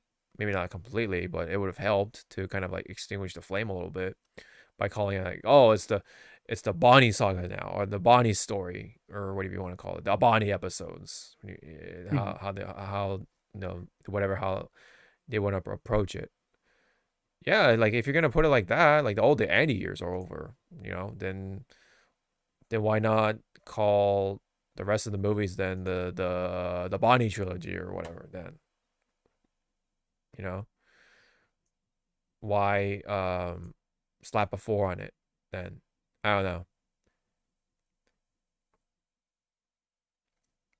I think, yeah, it never felt like, oh, this is Bonnie's story. It's just kind of like it literally just feels like a continuation of Woody, Buzz's, and the rest of the toys' journey, right? It's not Bonnie's time with the toys. It's more like their time and the shit that they have to put up with Bonnie, and then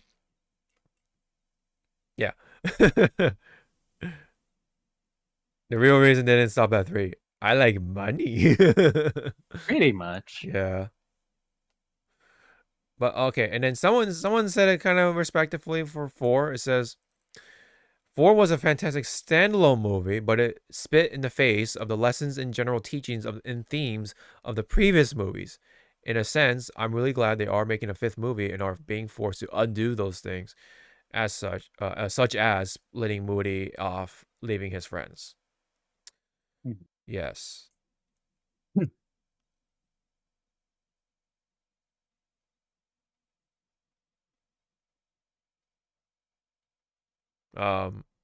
Yeah, sorry, I was like trying to see this.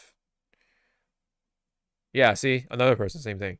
4 wasn't bad, but it should have ended at 3. It had the perfect ending to the series. Annie grew up and moved on, and the toys got a new kid to be with. Nothing else was needed after that. Exactly. That is exactly what it is. The problem with 4 is just that it existed. That's all it is. It's really all it is to it. Otherwise, yeah, it looks pretty. Yeah, like there were some diamonds in the rough, absolutely. But it did not need to be there. But I'm trying to read this person's comment. People are so hung up on the ending of 3 because it got to them, or it got them emotional. Now we have a bunch of grown men crying about sequels no one is forcing them to see. Yeah, this is kind of like those comments that it's just like, oh, don't go watch it or whatever. It's just, oh, okay. You're not really seeing the issue here. These movies are for the new generation of kids or people that love the franchise. Well, then then don't call it 4 then, right? Stop continuing the story. Make a new one then. If you want to appeal to the new kids, then make a movie with new kids then, right? I mean, hey, I don't know. I really don't like comments like that. Like, oh, then don't go watch it or don't whatever. It's like you're kind of missing a point, dude. Okay. Well, yeah, that's pretty much it on everything else. So we did go on pretty long because of the Game Awards stuff for sure. Because the Game Awards, yeah, it's comes around once a year, and there is stuff to say about it. Okay, so that's pretty much it. Thank you very much, everybody, for who dropped by. Say hello. And I think the next week is our last one. Yes. Yeah. Before we go on the big break.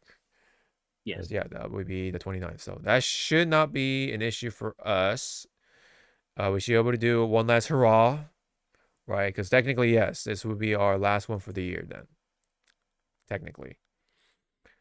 So, I don't know if we'll have any plans for it. I mean, we'll just do what we always do. We'll just talk. Yeah.